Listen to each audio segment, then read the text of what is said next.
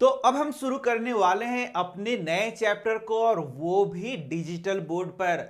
तो ये चैप्टर क्या है? ये है क्लास 10 का चैप्टर नंबर 11, और ये क्या है? मानव नेत्र तथा रंग बिरंगा संसार।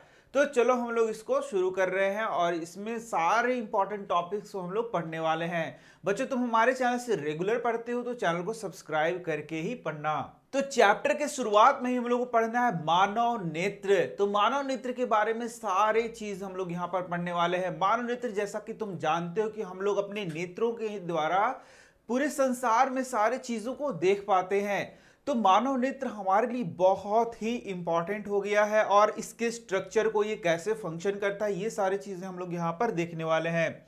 तो तुम देख सकते हो मानव नेत्र एक अत्यंत मूल्यवान एवं सुग्राही ज्ञानेंद्रिय है। यह ज्ञानेंद्रिय है तो तुम्हें पता ही होगा, और इसके द्वारा हम चीजों को देख सकते हैं। यह कैमरे की भांति कार्य करता है। हम इस अद्भुत संसार के रंग बिरंगे चीजों को इसी के द्वारा देख पाते हैं।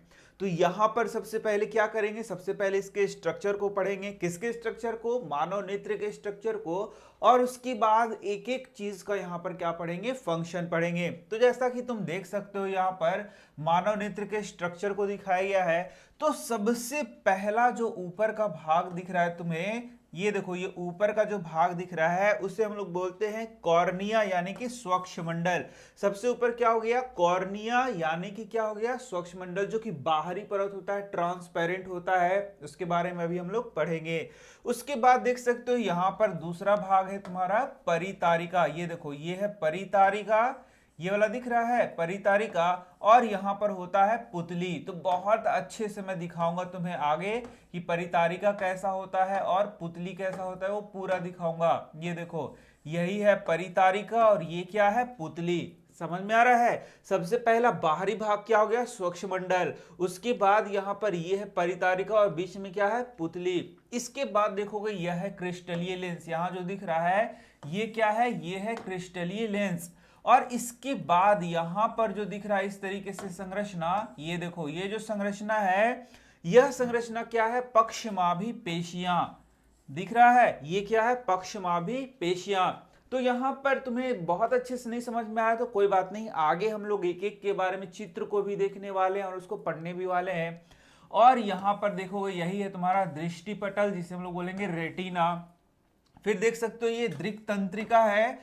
ठीक है, ये क्या है? दृक् तंत्रिका, ऑप्टिक नर्व है। और यहां पर द्रव भरा हुआ है जिसको हम लोग बोलेंगे कचाभ द्रव। और यहां पर देख सकते हो नेत्रोद है। तो यहां पर ये भी दो चीजें हैं जिसके बारे में थोड़ा बहुत हम लोगों को जानकारी ले लेना है। तो लगभग यहां पर जो नाम है वह तुम्हारे दिमाग में आ गया होगा। अब एक एक चीज को हम लोग को बहुत अच्छे से देखना है, एक एक स्ट्रक्चर और उसके फंक्शन को हम लोगों को देखना है। तो चलो एक एक करके हम लोग देखते हैं। तो सबसे पहले जो नेत्र का हम लोग को भाग पढ़ना है वह क्या है? कॉर्निया। कॉर्निया या फिर स्वच्छमंडल। ठीक है, तो यह क्या होता है? जैसे मैंने बताया, यह एक ट्रांसपेरेंट लेयर होता है जो कि आंखों के ऊपर होगा। तो देख सकते हो यह नेत्र के डायफ्राम के ऊपर स्थित एक पतली झिल्ली होती है। और यह जो पतली झिल्ली वह क्या होता है? ट्रांसपेरेंट होता है, मतलब प्रकाश उससे आर पार जा सकता है। तो यही है तुम्हारा, यहां देख सकते हो सामने से एक ट्रांसपेरेंट लेयर होगा जिसे हम लोग क्या बोलेंगे? उसे ही हम लोग बोलेंगे कॉर्निया। अब कॉर्निया के कार्य को देख सकते हो, इसी से होकर नेत्र में प्रकाश प्रवेश करता है। यह नेत्र का सबसे नाजुक भाग होता है। तो ये सिंपल सा था कॉर्निया, इसके बारे में तुम्हें ज्यादा नहीं पूछा जाता है। तो इसके कार्य में और भी लिख सकते हो कि यह बाहरी तत्वों से रक्षा करता है, नेत्र को चिकनाहट प्रदान करता है, यह आंख को बाहरी आघात से ही बचाता है। तो कौन बचाता है? कॉर्निया। लेकिन इसके बाद का जो भाग है वह है परितारिका, आइरिस। ये बहुत ही इंपॉर्टेंट है। आइरिस और प्यूपिल, ये दोनों बहुत ही इंपॉर्टेंट है, इसको बहुत ध्यान से तुम्हें समझना होगा। तो तुमने देखा होगा जो आंखों का रंग होता है, देखो यहां पर ये जो भाग दिख रहा है बीच में एकदम काला काला, उसी को हम लोग बोलते हैं प्यूपिल। और ये जो भाग बाहरी भाग दिख रहा है उसी को हम लोग बोलते हैं आइरिस, यानी कि परितारिका। तो आंखों का रंग तुमने बहुत लोगों का देखा होगा, किसी का भूरा होता है, किसी का हरा होता है, किसी का नीला होता है। तो जो आंखों का रंग होता है वह किसके द्वारा होता है? आइरिस के द्वारा होता है। रंग किसके द्वारा होता है? आइरिस के द्वारा रंग होता है। यह कॉर्निया के पीछे स्थित होता है। यह एक गहरा वलयाकार पेशीय डायफ्राम है।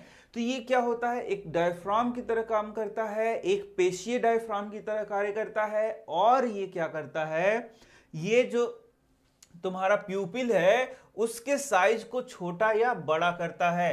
तो यह पुतली के आकार को क्या करता है, नियंत्रित करता है। पुतली क्या हुआ पता है चला, पुतली ये हुआ, यहां देख सकते हो यह जो आंख है इसमें जो काला काला छोटा सा दिख रहा है यही है पुतली।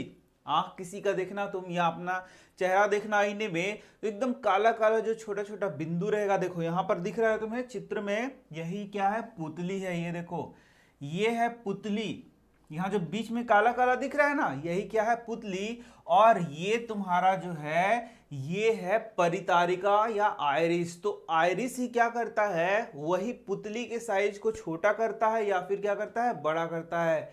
आइरिस क्या करता है, पुतली के आकार को छोटा करता है या फिर क्या करता है, बड़ा करता है। तो कब यह पुतली के आकार को छोटा करता है और कब यह पुतली के आकार को बड़ा करता है, ये हम लोग को यहाँ देखना है। तो बहुत ही आसान है। तो पुतली क्या हो गया, प्यूपिल क्या हो गया, यह परितारिका के वलय से बना एक रिक्त स्थान छिद्र है जो परितारिका के केंद्र में होता है और अभिनेत्र लेंस में जाकर खुलता है। तो यहां पर देखोगे कि यह प्यूपिल क्या होगा, कभी सिकुड़ेगा कभी बढ़ेगा। तो देखना इस तरीके से ये प्रकाश को क्या करता है, नियंत्रित करता है। प्रकाश को क्या करता है, नियंत्रित करता है। मतलब हमारे आंखों में कितना प्रकाश जाना चाहिए, हमारे आंखों में कितना प्रकाश जाना चाहिए, कम जाना चाहिए या ज्यादा जाना चाहिए, इसको कौन नियंत्रित करता है, पुतली नियंत्रित करता है। ठीक है, तो पुतली को कौन नियंत्रित करता है, उसको परितारिका नियंत्रित करता है। तो परितारिका यदि पुतली का साइज बड़ा कर देगा तो ज्यादा प्रकाश आंखों में जाएगा, और परितारिका पुतली के आकार को छोटा कर देगा तो कम प्रकाश आंखों में जाएगा। तो अब चलो हम लोग सीखते हैं कि कब हमारे आंखों में कम प्रकाश जाना चाहिए और कब हमारे आंखों में ज्यादा प्रकाश जाना चाहिए। तो बहुत सिंपल सा चीज है। देखो यदि तुम अंधेरे रूम में जाते हो तो अंधेरे रूम में तुमको ज्यादा प्रकाश चाहिए, तो अंधेरे कमरे में ज्यादा प्रकाश चाहिए, तो पुतली का आकार क्या हो जाएगा, बड़ा हो जाएगा। ये क्या हो जाएगा, बड़ा हो जाएगा पुतली। और जब तुम प्रकाश में जाते हो, ब्राइट लाइट में जाते हो, तो बहुत ज्यादा चमक आने लगेगा आंखों में, तो उस टाइम में क्या होगा, उस टाइम में पुतली क्या हो जाएगा, छोटा हो जाएगा, जिससे कि तुम्हारे आंखों में प्रकाश क्या होगा, कम जाएगा। इस तरीके से देख सकते हो यहां पर पुतली का साइज क्या हो गया, साइज क्या हो गया, बड़ा हो गया, और यहां पुतली का साइज क्या हो गया, छोटा हो गया। कब हो गया पता चल गया, पुतली का आकार जब छोटा होगा, जब क्या, यस, ब्राइट लाइट होगा तब। और पुतली का आकार बड़ा कब होगा, जब मतलब डीम लाइट रहेगा, तब ये आकार छोटा हो जाएगा। अब चलो इसके बाद जो भाग है वह क्या है, क्रिस्टलीय लेंस है। तो तुम देख सकते हो यही है क्रिस्टलीय लेंस। तो जैसे कि यह लेंस है, तुम देख सकते हो यह लेंस है, ये कांच का बना हुआ है या किसी अन्य पदार्थ का बना हुआ है। लेकिन जो ये क्रिस्टलीय लेंस है यह कांच का नहीं बना हुआ है, ये जेली लाइक पदार्थ का बना हुआ रहता है। ठीक है, तो यहां देख सकते हो अभिनेत्र लेंस क्या है, एक लचीला और मुलायम पदार्थ से बना एक अपारदर्शी नहीं पारदर्शी उत्तल लेंस है।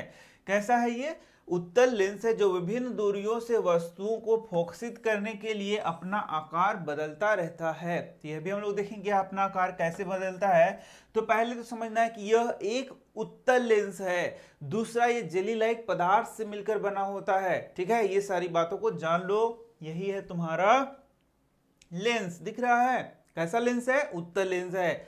अब दूसरी बात हम लोगों को सीखनी है कि ये जो उत्तल लेंस है वह भी अपना आकार को बदलता रहता है, कभी पतला हो जाता है कभी मोटा हो जाता है।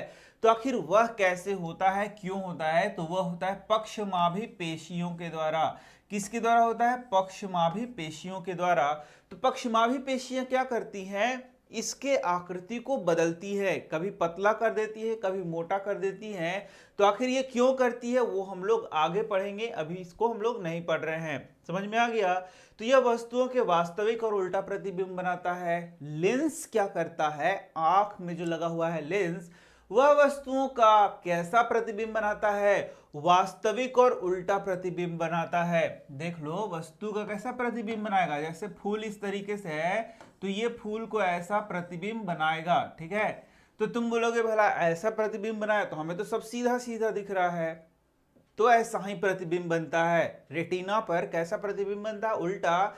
लेकिन हमारा जो मस्तिष्क है उसको क्या कर देता है, सीधा कर देता है, और फिर हम लोगों को वह जो चित्र है वह कैसा दिखता है, सीधा दिखता है, ठीक है। तो यही है पक्षमाविक पेशियां। नेक्स्ट जो तुमने देखा सिलियरी मसल इसको बोलेंगे।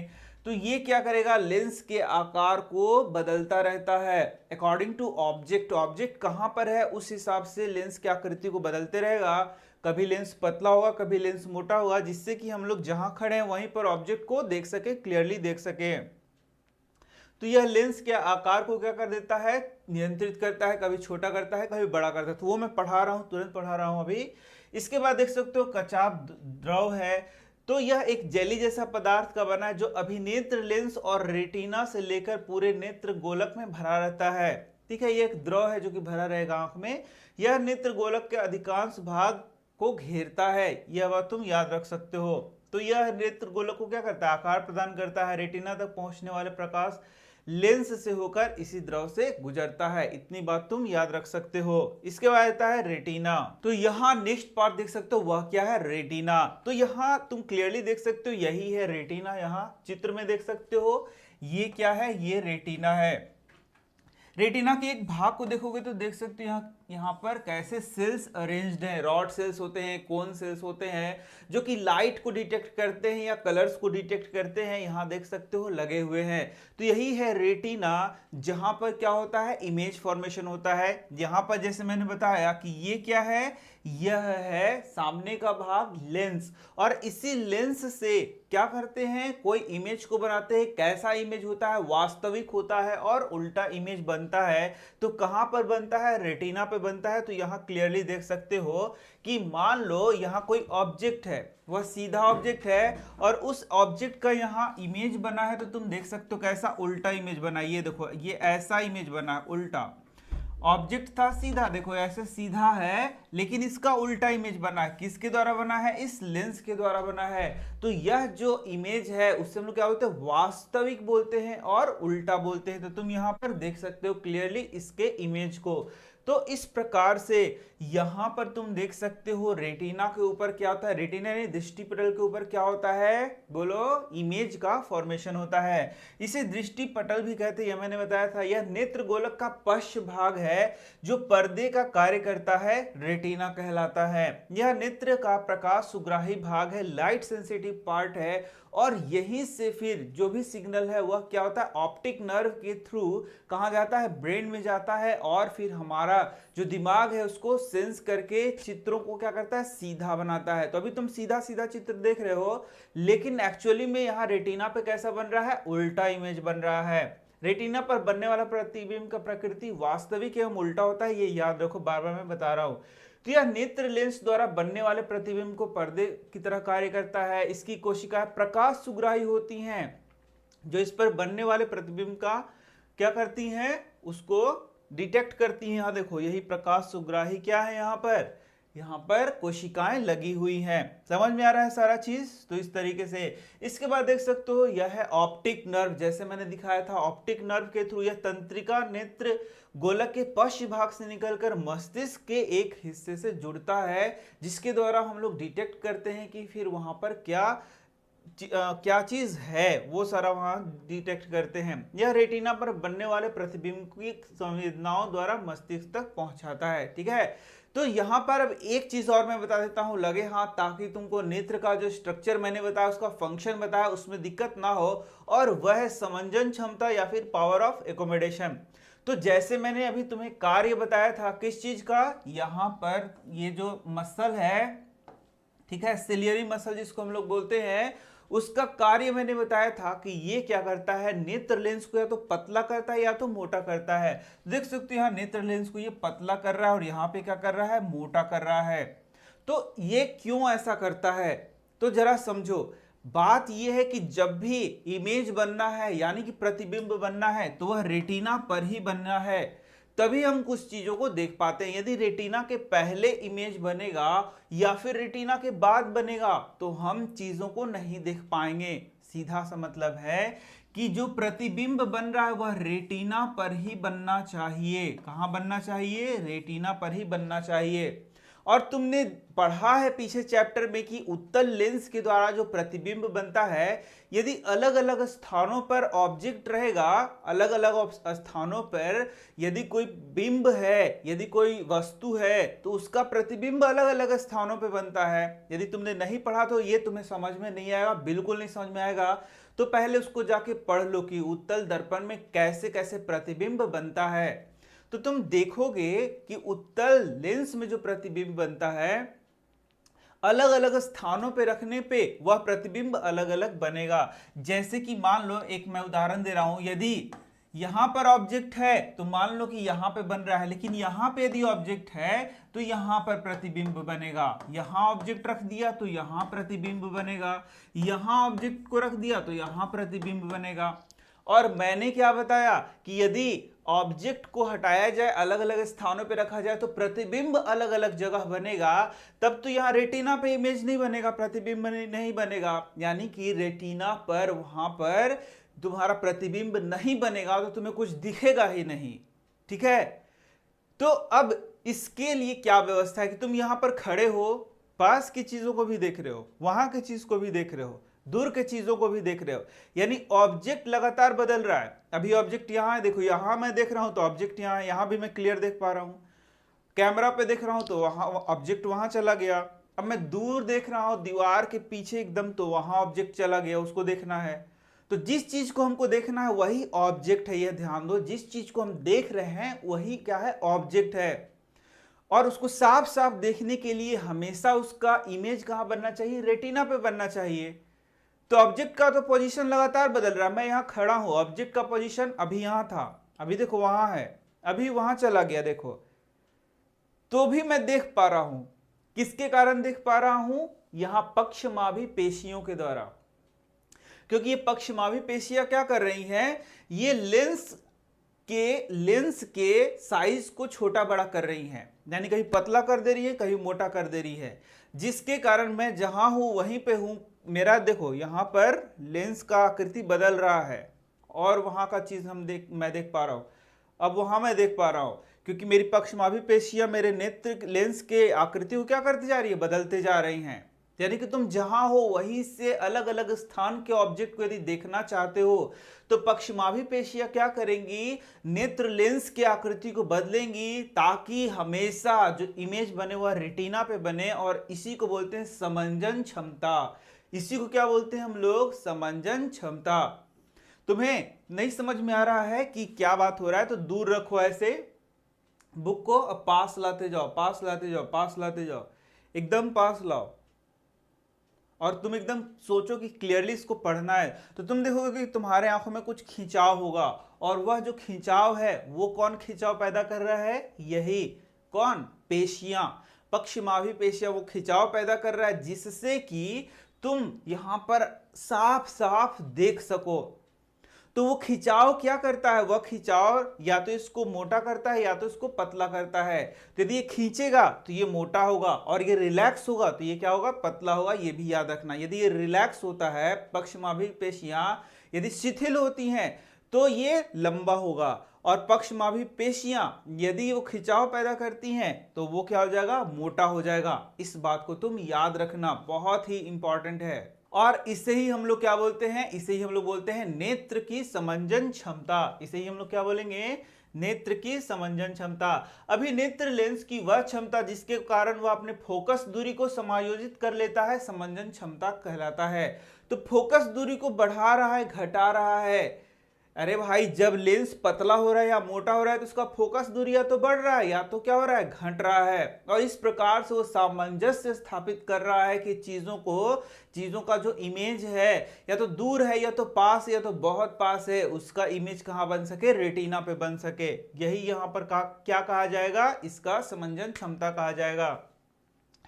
तो क्या हम लोग सभी जगह की चीजों को साफ साफ देख सकते हैं? नहीं, ऐसा नहीं है। यदि 25 सेंटीमीटर तक कोई ऑब्जेक्ट है तो उसको मैं साफ साफ देख सकता हूं, लेकिन यदि पास लाया जाए तो वो साफ साफ किसी भी व्यक्ति को नहीं दिखेगा, एक वयस्क व्यक्ति को वो साफ साफ नहीं दिखेगा। यानी कि आंख की भी कोई क्षमता है। तो यहां देखोगे 25 सेंटीमीटर से अनंत तक की चीजों को हम लोग उसको देख सकते हैं, यही नेत्र की क्षमता है। यदि 25 सेंटीमीटर से पहले किसी चीज को लाया गया तो हम लोग को साफ साफ यहां नहीं दिखेगा, साफ साफ नहीं दिखेगा। ठीक है, तो यही है तुम्हारा नेत्र की क्षमता। तो यहां पर अब दो चीज समझना है, निकट बिंदु किसे कहेंगे और दूर बिंदु किसे कहेंगे। तो निकट बिंदु देख सकते हो वह न्यूनतम दूरी जिस पर रखी गई कोई वस्तु बिना किसी तनाव के अत्यधिक स्पष्ट रूप से देखा जा सकता है, उसे हम लोग क्या कहेंगे, न्यूनतम दूरी की निकट बिंदु कहेंगे। और ये कितना है, लगभग 25 सेंटीमीटर है। एक नॉर्मल आई के लिए, एक नॉर्मल ह्यूमन आई के लिए, वयस्क के, यह 25 सेंटीमीटर है। 25 सेंटीमीटर तक का चीज तुमको साफ साफ दिख रहा है, एकदम बढ़िया आंख है।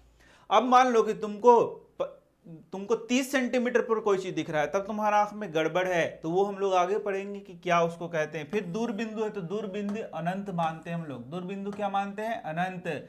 तो वह दूरतम बिंदु जिस तक कोई नेत्र वस्तुओं को सुस्पष्ट देख सकता है वह नेत्र का दूर बिंदु कहलाता है। सामान्य नेत्र के लिए अनंत होता है। समझ गए। तो ये था तुम्हारा आंख और आंख का स्ट्रक्चर। बच्चों चलो हम एक बहुत ही इंपॉर्टेंट टॉपिक को पढ़ने वाले हैं और ये है दृष्टि दोष। और इससे रिलेटेड जरूर एक क्वेश्चन एग्जाम में रहता है, एकदम 100% श्योर रहो, एक क्वेश्चन एग्जाम में जरूर रहेगा। ठीक है, तो चलो हम लोग देखते हैं दृष्टि दोष क्या होता है। तो दृष्टि दोष का मतलब हो गया कि एक सामान्य जो नेत्र है, जो कि साफ साफ स्पष्ट वस्तुओं को देख पाता है, वैसा जो दृष्टि दोष युक्त नेत्र है वह नहीं देख पाता है। तो सबसे पहले हम लोग समझते हैं कि सामान्य नेत्र का रेंज क्या है, सामान्य नेत्र कहां तक की वस्तुओं को देख सकता है। तो यदि सामान्य नेत्र की बात करें तो वह जो है 25 सेंटीमीटर से लेके अनंत तक के वस्तुओं को यदि साफ साफ देख पाता है तो उसको हम लोग बोलते हैं सामान्य नेत्र। फिर ध्यान से सुनो, 25 सेंटीमीटर से लेकर अनंत तक की वस्तुओं को यदि कोई नेत्र एकदम साफ साफ सुस्पष्ट देख पाता है तो उसको बोलते हैं सामान्य नेत्र है। जैसे कि ध्यान देना, मैं बता रहा हूं, बहुत ध्यान से सुनना। यदि मैंने ये बुक को रखा है 25 सेंटीमीटर की दूरी पर रखा है और मुझे साफ साफ ये दिख रहा है, एकदम साफ साफ दिख रहा है, तो मैं बोलूंगा मेरा नेत्र क्या है, सामान्य नेत्र है। अब ये दूरतम बिंदु जहां तक हो सके इसको रखा जाएगा, तो इसके लेटर्स तो मुझे नहीं पढ़ मैं नहीं पाऊंगा, लेकिन ये बुक साफ साफ मुझे दिखेगा। बहुत दूर रख दिया तब भी मुझे दिख रहा है कि अरे वाह वहां बुक रखा हुआ है, तो भी मैं बोलूंगा कि हाँ मेरा आंख क्या है, सामान्य है। बहुत ध्यान से सुनो, यानी 25 सेंटीमीटर से अनंत तक कोई वस्तु रखा है और मुझे साफ साफ दिख रहा है तो मैं बोलूंगा कि मेरा आंख क्या है, सामान्य नेत्र है। कोई दिक्कत नहीं ना। तो चलो इसको यदि हम लोग रेड आईग्राम से देखेंगे तो आंख मैंने तुम्हें पढ़ाया है, और आंख में मैंने पढ़ाया है कि यदि कोई ऑब्जेक्ट तुमको देखना है, साफ साफ देखना है, तो उसका जो इमेज बनता है वह कहां बनेगा, रेटिना पे बनेगा। और यदि रेटिना पर इमेज बन रहा है तो हम बोलेंगे कि वह ऑब्जेक्ट तुम्हें साफ साफ दिखाई दे रहा है। तो मैंने क्या बोला, 25 सेंटीमीटर से अनंत तक। तो देखो यहां पर इसको हम लोग दिखा सकते हैं। तो देखो यहां कोई ऑब्जेक्ट 25 सेंटीमीटर पर रखा गया है और 25 सेंटीमीटर पर रखा गया है, तो देखो यहां पर रेटिना पर इमेज बन रहा है ना रेटिना पे इमेज। तो इसको हम लोग इस तरीके से दिखाते हैं, यहां से रेज को गुजारेंगे और देखोगे रेटिना पर इमेज बन रहा है। तो यदि रेटिना पर कटता है तो हम लोग बोलेंगे कि यस ये आंख एकदम परफेक्ट है, कोई प्रॉब्लम नहीं है। तो ये नॉर्मल आई समझ में आया या नहीं आया, जरूर आया होगा। 25 सेंटीमीटर तक रख दिया। अब हम लोगों ने इसका इमेज जब बनाया तो देखा एकदम रेटिना पे परफेक्ट कट रहा है, यानी कि ये आंख एकदम बिल्कुल सही है। तो चलो दूसरा मैंने क्या बताया कि अब अनंत पे रख दो, 25 सेंटीमीटर के बाद कहीं भी रख दो अनंत तक, और रेटिना पर इमेज बनेगा, रेटिना पे प्रतिबिंब बनेगा, तो हम लोग बोलेंगे कि आंख क्या है, एकदम टनाटन परफेक्ट है। तो देखो यहां पर अनंत पे रख दिया कोई वस्तु को, तो इसका भी यदि हम लोग रेस खींचेंगे तो देखो कहां पर बन गया, रेटिना पे कट रहा है। कहां पे कट रहा है, रेटिना पे। तो यदि रेटिना पे कट रहा है, परफेक्ट कट रहा है, ना आगे कट रहा है ना पीछे कट रहा है, तो यह भी हो गया नॉर्मल आई हो गया। ठीक है, क्या हो गया, नॉर्मल आई हो गया।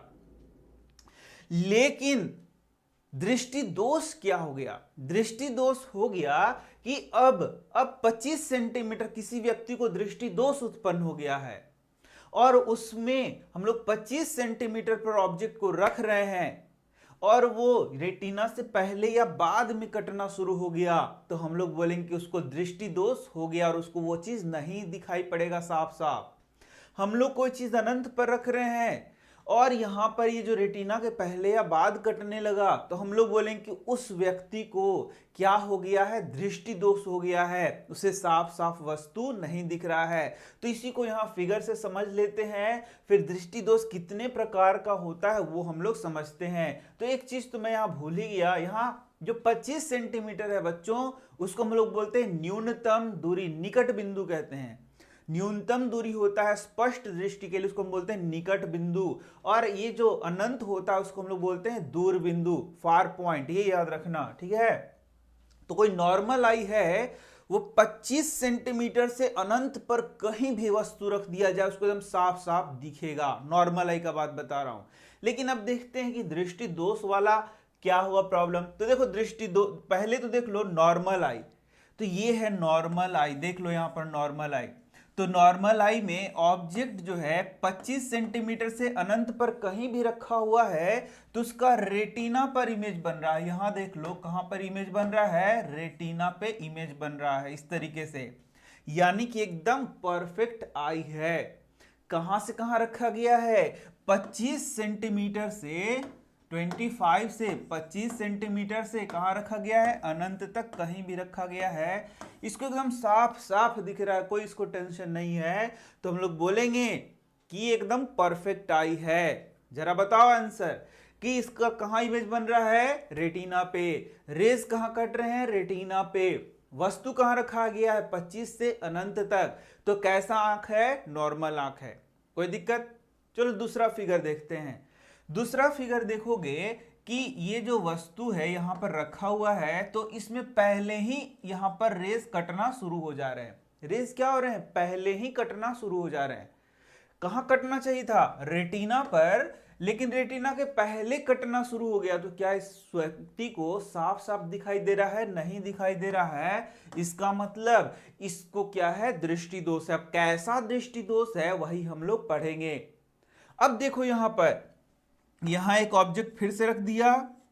अब देखोगे कि यहां जो कटना था ये बाद में कट रहा है। यहां पर देखो इमेज यहां पे बनना शुरू हो गया, ये उल्टा बनेगा इमेज, ऐसे यहां पे इमेज बनना शुरू हो गया, मतलब रेटिना से दूर इमेज बन रहा है। रेटिना से क्या हो रहा है, दूर इमेज बन रहा है। यहां रेटिना से पहले इमेज बन रहा है, प्रतिबिंब बन रहा है, यहां रेटिना से दूर इमेज बन रहा है। तो यानी कि इसको भी क्या है, दृष्टि दोष है। तीसरा हम लोग देखते हैं, तीसरा में भी देखोगे कि रेटिना के पहले ही इमेज बन रहा है, यहां भी इसको प्रॉब्लम है। तो ये क्या हो गया, ये दृष्टि दोष हो गया, ये भी दृष्टि दोष हो गया, और ये क्या हो गया, यह भी दृष्टि दोष हो गया। तो इसको हम लोग बोलते हैं निकट दृष्टि दोष। क्या बोलते हैं, निकट दृष्टि दोष। जब निकट कटने लगता है, कहां कटने लगता है, निकट कटने लगता है, तो इसको बोलते हैं निकट दृष्टि दोष। इसको हम लोग बोलते हैं दूर दृष्टि दोष। मेन इन्हीं दो के बारे में हम लोग को पढ़ना है। जब दूर कटने लगे, रेटिना से दूर कटने लगे, तो हम लोग क्या बोलेंगे, दूर दृष्टि दोष। और रेटिना के पहले कटने लगे तो हम लोग क्या बोलेंगे, निकट दृष्टि दोष। तो अभी तो मैं सिर्फ बता रहा था तुम्हें कि एक्चुअल में नॉर्मली कैसे आंख काम करता है, कि जब रेटिना पर इमेज बनता है तो आंख को साफ साफ दिखता है। या तो पहले इमेज बनेगा यानी प्रतिबिंब बनेगा, या तो बाद में प्रतिबिंब बनेगा, तो आंख को साफ साफ नहीं दिखाई देगा। तो अब इसी आधार पर हम लोग को यहां दृष्टि दोष पढ़ना है। तो अब थोड़ा सा मैं बता दूं, हल्का सा यहाँ बता देता हूं चित्र से, उसके बाद हम लोग आगे बढ़ेंगे कि ये तो नॉर्मल आई है, दिख रहा है क्या, ये नॉर्मल आई है। तो जो दृष्टि दोष उत्पन्न हुआ, आखिर वो क्यों हुआ होगा? तो दो कारण में एक कारण यहां देख सकते हो कि या तो इसका आंख का गोला बड़ा हो गया, आंख का गोलक बड़ा हो गया, या आंख का गोलक क्या हो गया, छोटा हो गया। देखो ये नॉर्मल आई था, आंख का गोलक बड़ा हो गया या आंख का गोलक क्या हो गया, छोटा हो गया। तो यदि आंख का गोलक छोटा हो जाएगा तो इसको हो जाएगा दूरदृष्टि दोष, और आंख का गोलक बड़ा हो जाएगा तो इसको हो जाएगा क्या बोलो, निकट दृष्टि दोष। तो तुम्हें समझ नहीं आ रहा होगा, कोई बात नहीं, एक एक को हम लोग देखेंगे, एक एक टॉपिक को देखेंगे तो तुम्हें जरूर समझ में आएगा, धीरे सब चीज समझ में आएगा। तो चलो हम लोग देखते हैं। दृष्टि दोष तीन प्रकार के होते हैं, मतलब मेनली हमको पढ़ना है। सबसे पहला हो गया निकट दृष्टि दोष, जिसको इंग्लिश में बोलते हैं मायोपिया। दूसरा क्या है, दीर्घ दृष्टि दोष, दूरदृष्टि दोष, जिसको बोलते हैं हाइपरमेट्रोपिया। ठीक है। तीसरा होता है जरा दूरदृष्टिता, जिसको बोलते हैं प्रेसबायोपिया। तीनों के बारे में पढ़ लेंगे हम लोग, तो एक एक को हम लोग देखते हैं। सबसे पहला हो गया तुम्हारा निकट दृष्टि दोष। क्या है बताओ, निकट दृष्टि दोष। तो निकट दृष्टि दोष क्या होता है, सबसे पहले ये समझो। तो जब किसी व्यक्ति को निकट दृष्टि दोष, सुनो फिर से, जब किसी व्यक्ति को निकट की चीजें साफ साफ दिखाई देती हैं, कोई टेंशन नहीं है। अब निकट की चीजें का मतलब ये नहीं कि यहां साफ साफ दिखाएगा, 25 सेंटीमीटर पर कम से कम उसको रहना चाहिए। तो 25 सेंटीमीटर पर रखा, उसको साफ साफ दिख रहा है, लेकिन दूर से कोई आ रहा है व्यक्ति, अरे वो तो नहीं दिख रहा है जी, और थोड़ा पास है, अभी भी नहीं दिख रहा है, और थोड़ा पास है, हाँ अब हमको दिख रहा है। यानी कि उसको दूर की चीजें पास पास साफ साफ नहीं दिखती हैं। फिर से सुनो, निकट दृष्टि दोष किसे कहेंगे? निकट दृष्टि दोष में पास की चीजें, निकट की चीजें साफ साफ दिखाई देंगी, लेकिन दूर की चीजें साफ साफ नहीं दिखाई देंगी। ठीक है। तो तुम बोलोगे इसका निकट दृष्टि दोष क्यों नाम पड़ गया? निकट मतलब नजदीक, दृष्टि मतलब आंख, दोष मतलब प्रॉब्लम। तो निकट दृष्टि दोष का तो मतलब होना चाहिए था कि पास की चीजें नहीं दिखेंगी, लेकिन आप उल्टा बोल रहे हैं। क्या आप उल्टा पढ़ा रहे हैं? उल्टा नहीं पढ़ा रहा हूं मैं, एकदम ध्यान से सुनो। निकट दृष्टि दोष में पास की चीजें साफ साफ दिखाई देंगी, लेकिन दूर की चीजें साफ साफ नहीं दिखाई देंगी। उससे हम लोग बोलेंगे निकट दृष्टि दोष। तब ध्यान से समझना होगा कि इसका निकट दृष्टि दोष फिर क्यों नाम पड़ गया। तो उसका भी आंसर यहां पर मैं बता रहा हूं। देखो क्या हो रहा है, ये नॉर्मल आई है, ये क्या है, नॉर्मल आंख है, नेत्र है। तो नॉर्मल आई क्यों है, जरा देखो यहां पर, क्योंकि अनंत पर कोई चीज रखा हुआ है, एकदम परफेक्ट यहां रेटिना पर इसका इमेज बन रहा है, एकदम उसको टनाटन दिख रहा है। देख लो बहुत दूर रखा हुआ है ऑब्जेक्ट, और इसको एकदम साफ साफ दिख रहा है। क्योंकि इसका जो रेटिना है वहां पर इमेज बन रहा है। तो इसका मतलब क्या हो गया, इसका आंख कैसा हो गया, एक नॉर्मल आई हो गया, एकदम साफ साफ देख पा रहा है। वाह वाह, हर चीज एकदम साफ साफ दिख रहा है। तो इसके आंख को क्या कहते हैं, नॉर्मल आई कहते हैं। कोई दिक्कत? लेकिन मैंने क्या बताया, यदि इसको निकट दृष्टि दोष होगा तो अब अनंत पर रखी हुई वस्तु उसको साफ साफ नहीं दिखेंगी, और ये पहले ही कटना शुरू हो जाएगा। देखो क्या होगा, यदि किसी चीज को अनंत पे रख दिया, इसको प्रॉब्लम हो गया। क्या हो गया, प्रॉब्लम। कौन प्रॉब्लम हो गया, निकट दृष्टि दोष हो गया। तो मैंने क्या बताया, निकट दृष्टि दोष में दूर की चीजें साफ साफ नहीं दिखाई देंगी। तो देखो दूर की चीज जो था, दूर का जो चीज था वो पहले ही यहां कटने लगा, यहां पे देखो कटने लगा। ठीक है।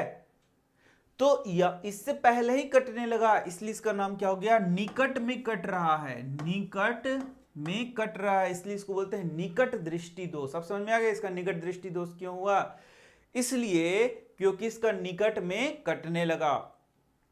अब देखो क्या हुआ, जो एक नॉर्मल व्यक्ति है वो अनंत की चीजों को देख सकता है, अनंत की चीज को देख सकता है, बहुत मान लो कि 100 मीटर तक वो देख सकता है। लेकिन जिसको ये निकट दृष्टि दोष हो गया वो अब 10 मीटर तक की चीज को ही देख सकता है। 10 मीटर के बाद तुम जाके खड़ा हो जाओ तो नहीं देखेगा, 10 मीटर तक आ जाओ तो वो देख पाएगा। इसका मतलब क्या हो गया, उसको निकट दृष्टि दोष हो गया। अरे इतना फिजिक्स मत पढ़ो, नॉर्मल चीज सीखो।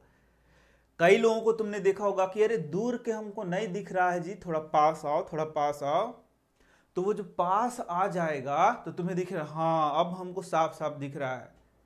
तो जो दूर का चीज नहीं देख पा रहा है, पास का चीज देख पा रहा है, तो उसके कोई रेंज हो जाएगा, आंख का कोई रेंज हो जाएगा। जब कोई आदमी 5 मीटर पे खड़ा होगा वो देख लेगा, लेकिन 5.5 जैसे ही होगा वो बोले कि नहीं नहीं अब नहीं दिख रहा है, 5 पे तुम खड़ा रहो तभी दिख रहा है। यानी निकट जो दूर पॉइंट था, यानी कि फार पॉइंट था, वो नजदीक आ जाता है। इसमें फार पॉइंट क्या जाता है, नजदीक आ जाता है। और फार पॉइंट नजदीक आने के कारण वह जो व्यक्ति है बस अब पास की चीजों को ही देख सकेगा, कुछ पास की चीजों को देख सकेगा, 5 मीटर 10 मीटर 20 मीटर तक देख सकेगा, लेकिन उससे ज्यादा से ज्यादा होगा वो देख नहीं सकेगा। तो अलग अलग आंख के लिए अलग अलग होगा। तब समझ में आ गया इसको निकट क्यों कहेंगे, क्योंकि अनंत पर यदि कोई चीज रखा हुआ है तो उसको दिखेगा ही नहीं। क्यों नहीं दिखेगा, क्योंकि पहले ही कट जा रहा है, निकट में ही कट जा रहा है, और इसी पे नाम इसका क्या पड़ गया है, निकट दृष्टि दोष इसका नाम पड़ गया है। एकदम समझ में आ गया। तो अब इसका क्या उपाय है, इसका क्या उपाय है, तो देखो इसका उपाय है कि हम लोग निकट दृष्टि दोष के लिए अवतल लेंस का उपयोग करेंगे। मैंने याद भी तुमको कराया था, देखो ये निकट में है अवतल लेंस में, निकट में, और उत्तल में, देखो उत्तल में ये दूर में है, तो इसी से याद करते हैं कि दूर दृष्टि दोष में उत्तल लेंस का यूज करेंगे और निकट दृष्टि दोष में अवतल लेंस का उपयोग करेंगे, ये मैंने बताया था। तो आखिर इसको ठीक कैसे करेंगे, तो देखो बात यह है कि कोई ऑब्जेक्ट यहां पर है तो उसको नहीं दिख रहा है, लेकिन ऑब्जेक्ट यदि पास में आ जाता तो उसको दिख जाता। प्रैक्टिकली सोचो कि दूर खड़ा हुआ है तो उसको नहीं दिख रहा, तो बोल रहा इधर आओ थोड़ा और पास आओ तो हम देख लेंगे। यानी कि यदि पास में आ जाता तो वो देख लेता, दूर में है तो वो देख नहीं पा रहा है। तो इसके लिए क्या उपाय किया गया, डॉक्टर के पास गया तो डॉक्टर एक उसको लेंस दे दिया। क्या दिया, लेंस, कि इस लेंस को लगाओ तो कोई दूरों खड़ा रहेगा तो तुमको लगेगा कि वहीं खड़ा है। समझ में आ रहा है, कोई दूर खड़ा है लेकिन तुमको तुम्हारे आंख को लगेगा कि अरे यहीं खड़ा है, तो तुम्हारा आंख देख लेगा। समझ में आ रहा है, तो वही करता है ये लेंस। क्या करता है, जो दूर का भी ऑब्जेक्ट है उसका जो इमेज है वो यहां बना देता है, और इस आंखवा को लगता है कि ये यहीं पर खड़ा है।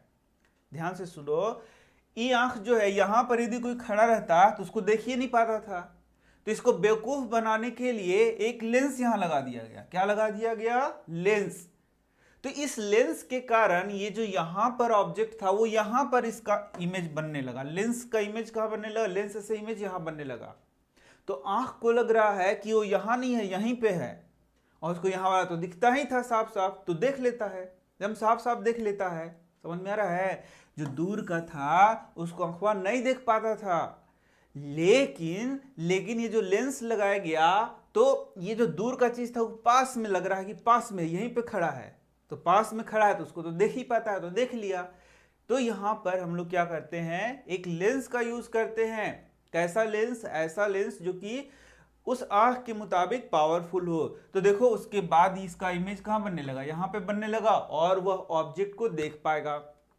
इसका मतलब एक्चुअली में वो कहां था, कोई सामान बहुत दूर था, फिर भी उसको यहां पर उसका इमेज बन जा रहा है। क्यों बन रहा है, इस लेंस के कारण। समझ में आ रहा है, तो यदि ये तुम समझ गए तो फिर दूर दृष्टि दोष भी तुम आसानी से समझ जाओगे। तो एक समझना जरूरी होता है।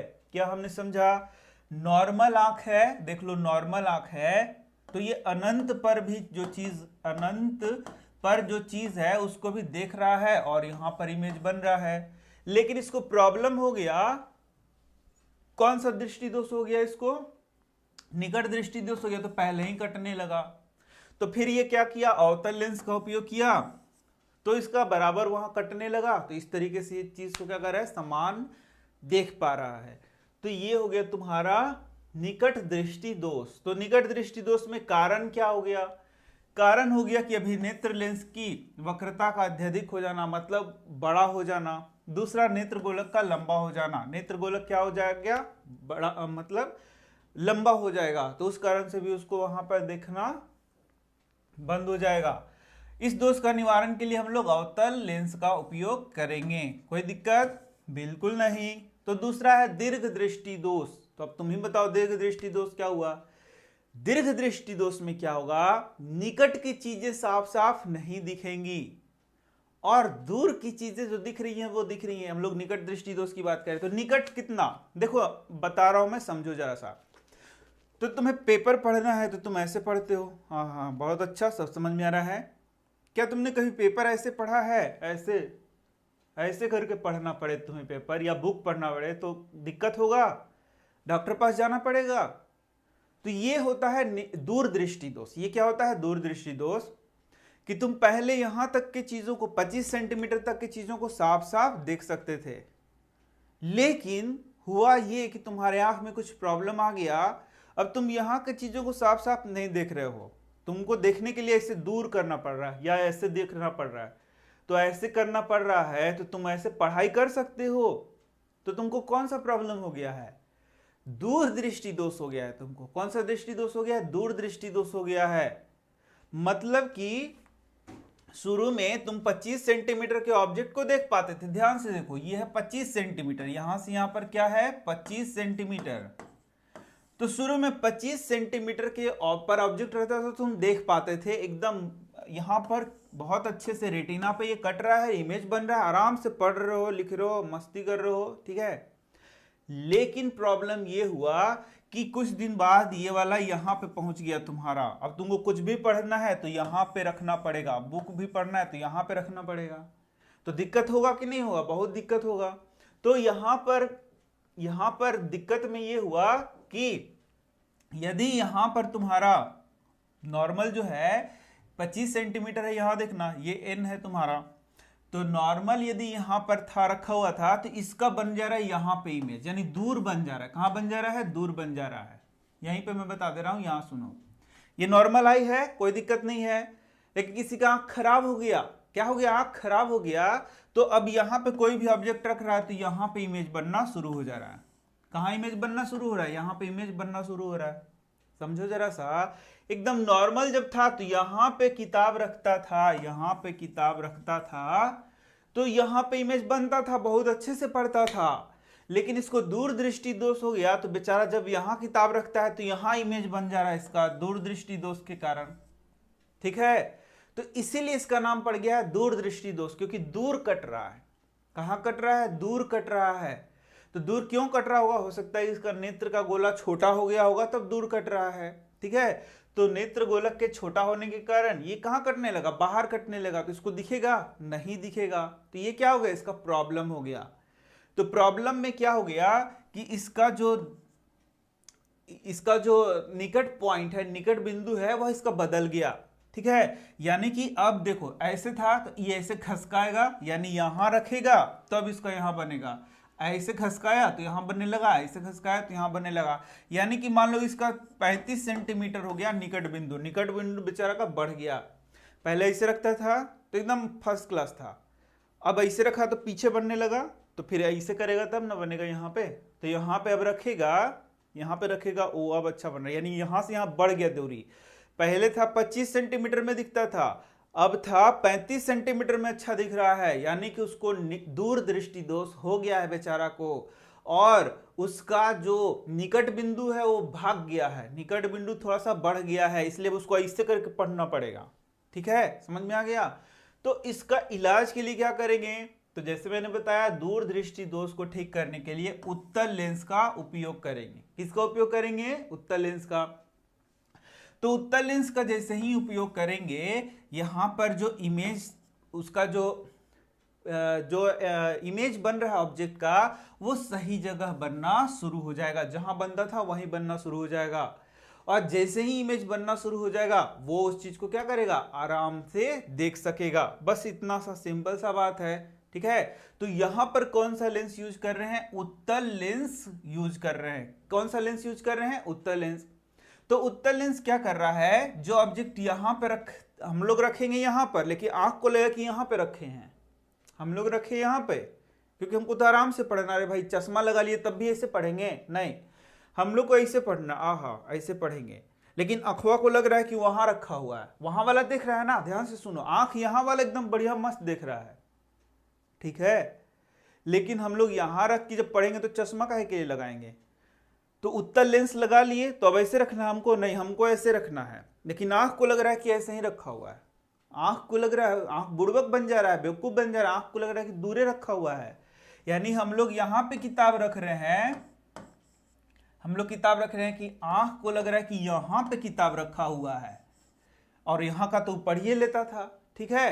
तो यहां से बेचारा देख रहा है, बोल रहा है कि वाह वाह बहुत अच्छा बहुत बढ़िया, किताब उतना ही दूर पे रखना, और तुम इसको यहां रखे हो, और आंख बेचारा बुड़बक बन गया, उसको लग रहा है कि यहां किताब रख दिया गया है।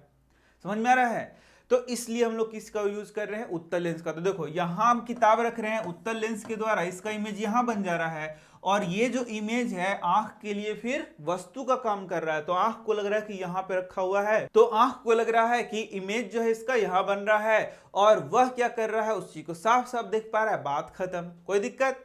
अब चलो नेक्स्ट हम लोग देखते हैं तीसरा, और ये क्या है? ये है जरा दूरदृष्टिता, प्रेसबायोपिया। जरा दूरदृष्टिता क्या है? जरा मतलब क्या हो गया? जरा व्याधि समझते हो तो बुजुर्ग अवस्था में ये होता है। तो बुजुर्ग अवस्था में जो लेंस का एकोमोडेशन पावर है, मैंने बताया था जो सिलियरी मसल होता है या फिर जो लेंस होता है उनके बीच में एकोमोडेशन होता है, उसके बीच में सामंजन होता है। तो वहां सामंजन क्षमता कम होने के कारण जो बढ़ते एज में यहाँ दूरदृष्टि होगा, उसे हम लोग बोलेंगे जरा दूरदृष्टिता। तो जो दूरदृष्टि होता है वैसा ही है, यहाँ देख सकते हो आयु में वृद्धि होने के कारण साथ साथ मानव नेत्र का समंजन क्षमता घट जाता है। तो समंजन क्षमता में प्रॉब्लम होगा, तो उसके कारण समंजन क्षमता क्या है ये मैंने पढ़ाया है, वहां से पढ़ लो तुम। अधिकांश व्यक्तियों का निकट बिंदु दूर हट जाता है, इस दोष को जरा दूरदृष्टिता कहते हैं। समझ में आ गया? अब इसके लिए क्या उपाय है? तो यहां देख सकते हो इसके निवारण के लिए बायफोकल लेंस का यानी द्विफोकसी लेंस का उपयोग किया जाता है, ठीक है। तो द्विफोकसी लेंस का उपयोग करके यहां पर हम लोग इसका निवारण करते हैं। कारण क्या है? तो यह दोष पक्षमाभी पेशियां, जैसे मैंने बोला सिलियरी मसल में समंजन क्षमता कम हो जाने के कारण ये होता है। तो जो पक्षमाभी पेशियां हैं वो दुर्बल होने के कारण तथा क्रिस्टलीय लेंस के लचीलेपन में कमी के कारण यह उत्पन्न होता है। जो लेंस है वो लचीलापन जैसे कम होगा, ये प्रॉब्लम उत्पन्न हो सकता है, ठीक है। अब देख सकते हो द्विफोकसी लेंस, सामान्य प्रकार के द्विफोकसी लेंसों में अवतल तथा उत्तल दोनों लेंस होते हैं। ऊपरी भाग में अवतल लेंस लगा जाएगा जो कि दूर की वस्तुओं को देखने में सहायता प्रदान करेगा, और निचले भाग में उत्तल लेंस का उपयोग किया जाएगा जो कि पास की चीजों को देखने में मदद करेगा। इस तरीके से द्विफोकसी लेंस का उपयोग करके जरा दूरदृष्टिता को हम लोग क्या करते हैं? ठीक करते हैं। तो ये तीन मेन हो गया। अब कैटरेक्ट के बारे में जान लो, मोतियाबिंद के बारे में थोड़ा सा जान लो। कभी कभी अधिक उम्र के कुछ व्यक्तियों के क्रिस्टलीय लेंस पर एक धुंधला परत चढ़ जाता है जिससे लेंस दुधिया तथा धुंधली हो जाती है। इस स्थिति को मोतियाबिंद कहते हैं। तुमने पढ़ा भी होगा कि यही क्या होता है? मोतियाबिंद होता है, जिसमें आगे कुछ एक लेयर चढ़ जाता है धुंधला धुंधला, तो ऑपरेट करके उसको हटाया जाता है, वही क्या हो गया? मोतियाबिंद। मोतियाबिंद क्रिस्टलीय लेंस के दुधिया एवं धुंधला होने के कारण होता है। निवारण क्या है इसका? सबसे अच्छा निवारण है इसका शल्य क्रिया, यानी कि इसमें ऑपरेशन करके इसको हटाया जाता है। देखा कितना आसान था। तो अब हम पढ़ेंगे अपने नए टॉपिक को, और नया टॉपिक तुम देख सकते हो प्रिज्म से प्रकाश का अपवर्तन। तो सबसे पहले तो तुम्हें पता होना चाहिए अपवर्तन क्या है। मैंने तुम्हें पढ़ाया भी है अपवर्तन, पिछले चैप्टर में पूरा डिटेल में तुमने पढ़ा है अपवर्तन क्या है, अपवर्तन का नियम क्या है, हर चीज बहुत अच्छे से सिखाया गया है। तो अपवर्तन क्या है? अपवर्तन जब हम लोग देखते हैं प्रकाश की किरण एक माध्यम से दूसरे माध्यम में प्रवेश करती है तो वह मुड़ जाती है। फिर से सुनो, जब प्रकाश की किरण एक माध्यम से दूसरे माध्यम में प्रवेश करती है तो वह मुड़ जाती है, और इसे ही हम लोग क्या बोलते हैं? प्रकाश का अपवर्तन कहते हैं। तो प्रकाश का अपवर्तन पूरा डिटेल में तुम्हें पता होना चाहिए, तब तुम यहां पर इस चीज को समझ सकोगे। तो यहां पर हम लोगों को पढ़ना है प्रिज्म। तो अब ये प्रिज्म क्या होता है? तो प्रिज्म का सीधा स्ट्रक्चर यहां देखा जाए तो इस तरीके से देख सकते हो। यहां मान लो कि एक रेक्टेंगल बना दिया जाए, ये देखो ये है तुम्हारा एक रेक्टेंगल। रेक्टेंगल मतलब क्या हो गया? आयत हो गया, समझ लो कि एक आयत हो गया। इस तरीके से इधर एक रेक्टेंगल हो गया, फिर इधर से एक बना दो इस तरीके से रेक्टेंगल, और नीचे से भी एक रेक्टेंगल बना दो। समझ गए? तो इस प्रकार से जो रचना होगा वही क्या होगा, वही होगा प्रिज्म। तो प्रिज्म में देख सकते हो एक सरफेस इधर हो गया, इस तरीके से दो सरफेस हो गया, एक नीचे सरफेस होगा, और दोनों तरफ से क्या होगा, त्रिभुज होगा। मतलब कि यहां सामने एक तुमको त्रिभुज देखने को मिलेगा। इसमें क्या मिलेगा, सामने एक त्रिभुज देखने को मिलेगा। देख सकते हो यहां पर ये एक त्रिभुज सामने की ओर मिलेगा और एक त्रिभुज पीछे की ओर मिलेगा। ठीक है, दो त्रिभुजाकार रचनाएं हो जाएंगी, और तीन क्या हो जाएंगे, रेक्टेंगुलर यानी कि आयताकार भाग हो जाएंगे। समझ में आ गया कि तीन हो जाएंगे आयताकार भाग, और सामने और पीछे त्रिभुजाकार भाग देखने को मिलेगा। तो अब इसी में हम लोगों को प्रकाश का अपवर्तन पढ़ना है। तो प्रकाश की किरण इस तरीके से एक सरफेस पे जो रेक्टेंगल भाग है उस पर पड़ता है।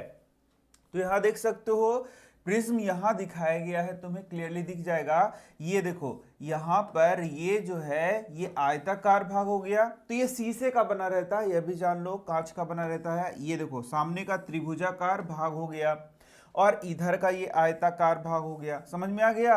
अब प्रकाश की किरण इधर से जाएगी, और उस प्रकाश की किरण का अपवर्तन कैसे होता है वही हम लोगों को पढ़ना है। ठीक है, तो देख सकते हो यह एक तिकोना कांच का स्लैब होता है जिसके दो त्रिभुजाकार आधार तथा तीन आयताकार पार्श्व पृष्ठ होते हैं। ये पृष्ठ एक दूसरे पर झुके होते हैं।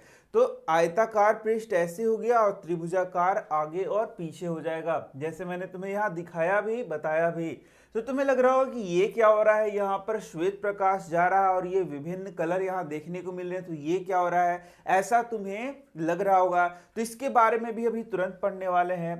तो यहाँ पर अब इसको अपवर्तन को पढ़ लेते हैं, और अपवर्तन को जैसे ही हम लोग पढ़ेंगे सारा चीज हम लोगों को समझ में आना शुरू हो जाएगा। तो देखो यहाँ पर प्रिज्म द्वारा प्रकाश का अपवर्तन। तो अब ध्यान से देखो, यहां देखोगे कि ये प्रकाश की किरण यहां प्रिज्म पर पड़ रही है। तो जब तुमको प्रकाश का अपवर्तन दिखाना है प्रिज्म के द्वारा, तो इस तरीके से तुमको चित्र के द्वारा इसको दिखाना पड़ेगा। तो यहां देखो ये प्रकाश की किरण इस तरीके से आ रहा है, ये प्रकाश का किरण आया। अब यहां पर यदि यहां कुछ भी नहीं होता तब तो ये सीधे सीधे इस तरीके से जाएगा। ध्यान से सुनो, ये क्या होगा, सीधे सीधे जाएगा। समझ में आ रहा है क्या? प्रकाश की किरण सीधी रेखा में जा रही है, यदि यहां पर उसको दूसरा माध्यम नहीं मिल रहा है तो प्रकाश की किरण सीधे निकल जाएगी। लेकिन यदि यहां प्रिज्म रख दिया गया है, तो प्रिज्म रख दिया गया है तो वह हो गया कांच का हो गया। मतलब अब यहां हो गया हवा, और यहां पर क्या हो गया, कांच, यानी कि दो माध्यम हो गया ना, दो माध्यम। तब दो माध्यम से प्रकाश होकर गुजरेगा और एक माध्यम से दूसरे माध्यम में प्रवेश करेगा, तो प्रकाश का क्या होगा, अपवर्तन होगा। और वही यहां पर हो रहा है, यहां पर प्रकाश का अपवर्तन हो रहा है, और प्रकाश यहां पर देखो इस तरीके से मुड़ जा रहा है। प्रकाश क्या हो गया, मुड़ गया। अब यहां पर यदि अभिलंब इस तरीके से खींच दिया जाए, इस सरफेस से 90 डिग्री, देखो ये वाला जो सरफेस है इसे 90 डिग्री अभिलंब खींच दिया जाए, तो देख सकते हो यहां पर कि यहां पर तुम्हारा ये हो गया एंगल I और ये हो गया एंगल R। ठीक है, समझ में आ रहा है क्या कि प्रकाश का किरण ऐसे गया तो ये क्या हो गया, अभिलंब की ओर मुड़ गया। ये देखो यदि ये अभिलंब है, जैसे मैंने बताया ये क्या हो गया, अभिलंब। ये देखो ये अभिलंब है ना, दिख रहा है। तो प्रकाश की किरण किधर मुड़ गई, अभिलंब की ओर मुड़ गई, यानी कि प्रकाश जो है अभिलंब की ओर मुड़ गया। तो यहां पर प्रकाश जो है वह अभिलंब की ओर मुड़ गया। तो अब देखोगे यहां पर यदि यहां कांच से यदि बाहर आता है तो भी क्या होगा, तो भी इसमें विचलन होगा। मतलब ये अब एक माध्यम कांच से कहां गया, हवा में गया। तो कांच से जब हवा में जा रहा है तो भी क्या हो रहा है, यह मुड़ रहा है। तो कांच से जब हवा में जाएगा और ये अभिलंब है तो ये अभिलंब से क्या होगा, दूर भागेगा। इस तरीके से यहाँ पर काफी पॉइंट्स हैं जिसको तुम्हें अब याद करना होगा, काफी चीजों को तुम्हें याद करना होगा। यहां से एक बहुत ज्यादा इंपॉर्टेंट क्वेश्चन आता है, और वह इंपॉर्टेंट क्वेश्चन तुम इस तरीके से देख सकते हो। यहां देखो यही है वह इंपॉर्टेंट क्वेश्चन।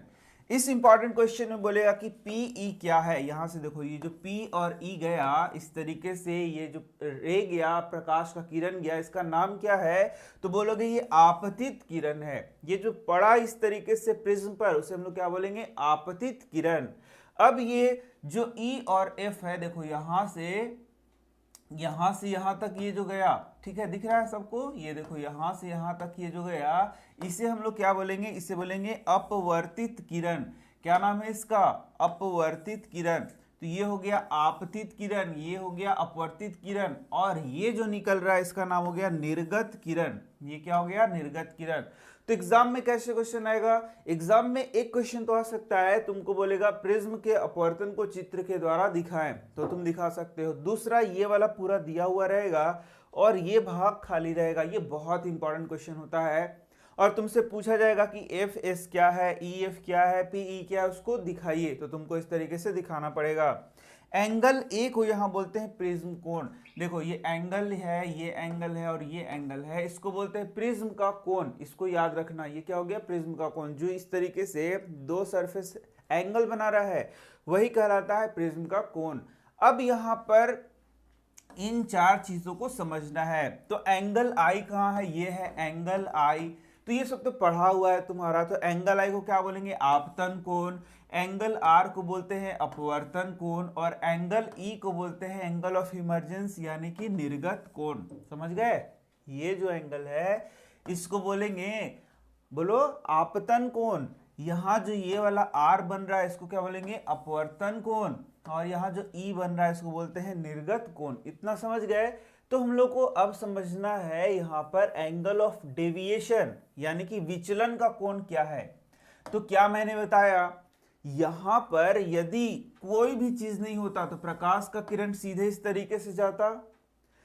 तो प्रकाश का किरण सीधे जा रहा है यदि कुछ नहीं हो रहा है, लेकिन अभी यदि ध्यान दिया जाए तो प्रकाश का किरण इस प्रिज्म के कारण इस तरीके से जा रहा है। ध्यान से सुनो, एक्चुअली में जाना था इधर लेकिन जा रहा है इधर, है ना? नहीं समझ में आ रहा है? एक्चुअली में यदि कुछ भी नहीं रहता तो ये सीधे जाता, लेकिन यहां प्रिज्म के कारण ये यहां पर इस तरीके से जाना शुरू हो गया, यानी कि ये अपने पाथ से डेविएट हो गया, अपने पाथ से विचलित हो गया, अपने पाथ से हट गया।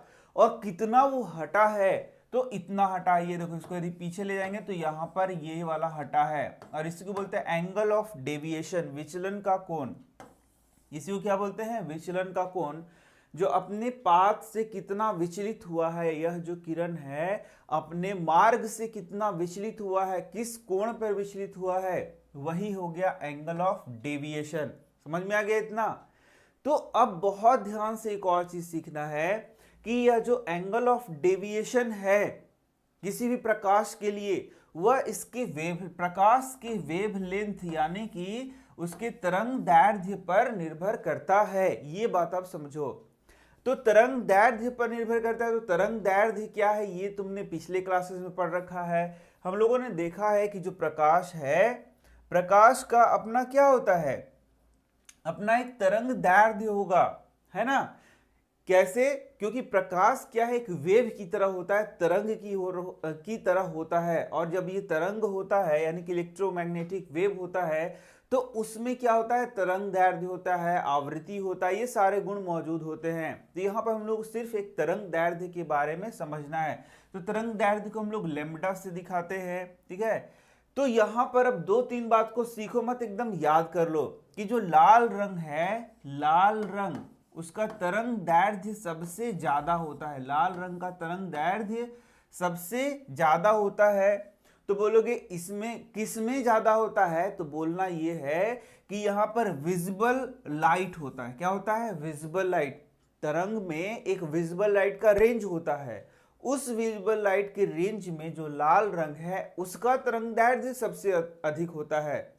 जबकि और भी चीजें हैं जिनका तरंग दैर्ध्य तो अधिक होगा, लेकिन विजिबल लाइट का हम लोग बात कर रहे हैं, दृश्य प्रकाश का बात कर रहे हैं, जिसको हम लोग अपने आंखों से देख पा रहे हैं, उनमें लाल का तरंग दैर्ध्य क्या होगा? सबसे ज्यादा होगा।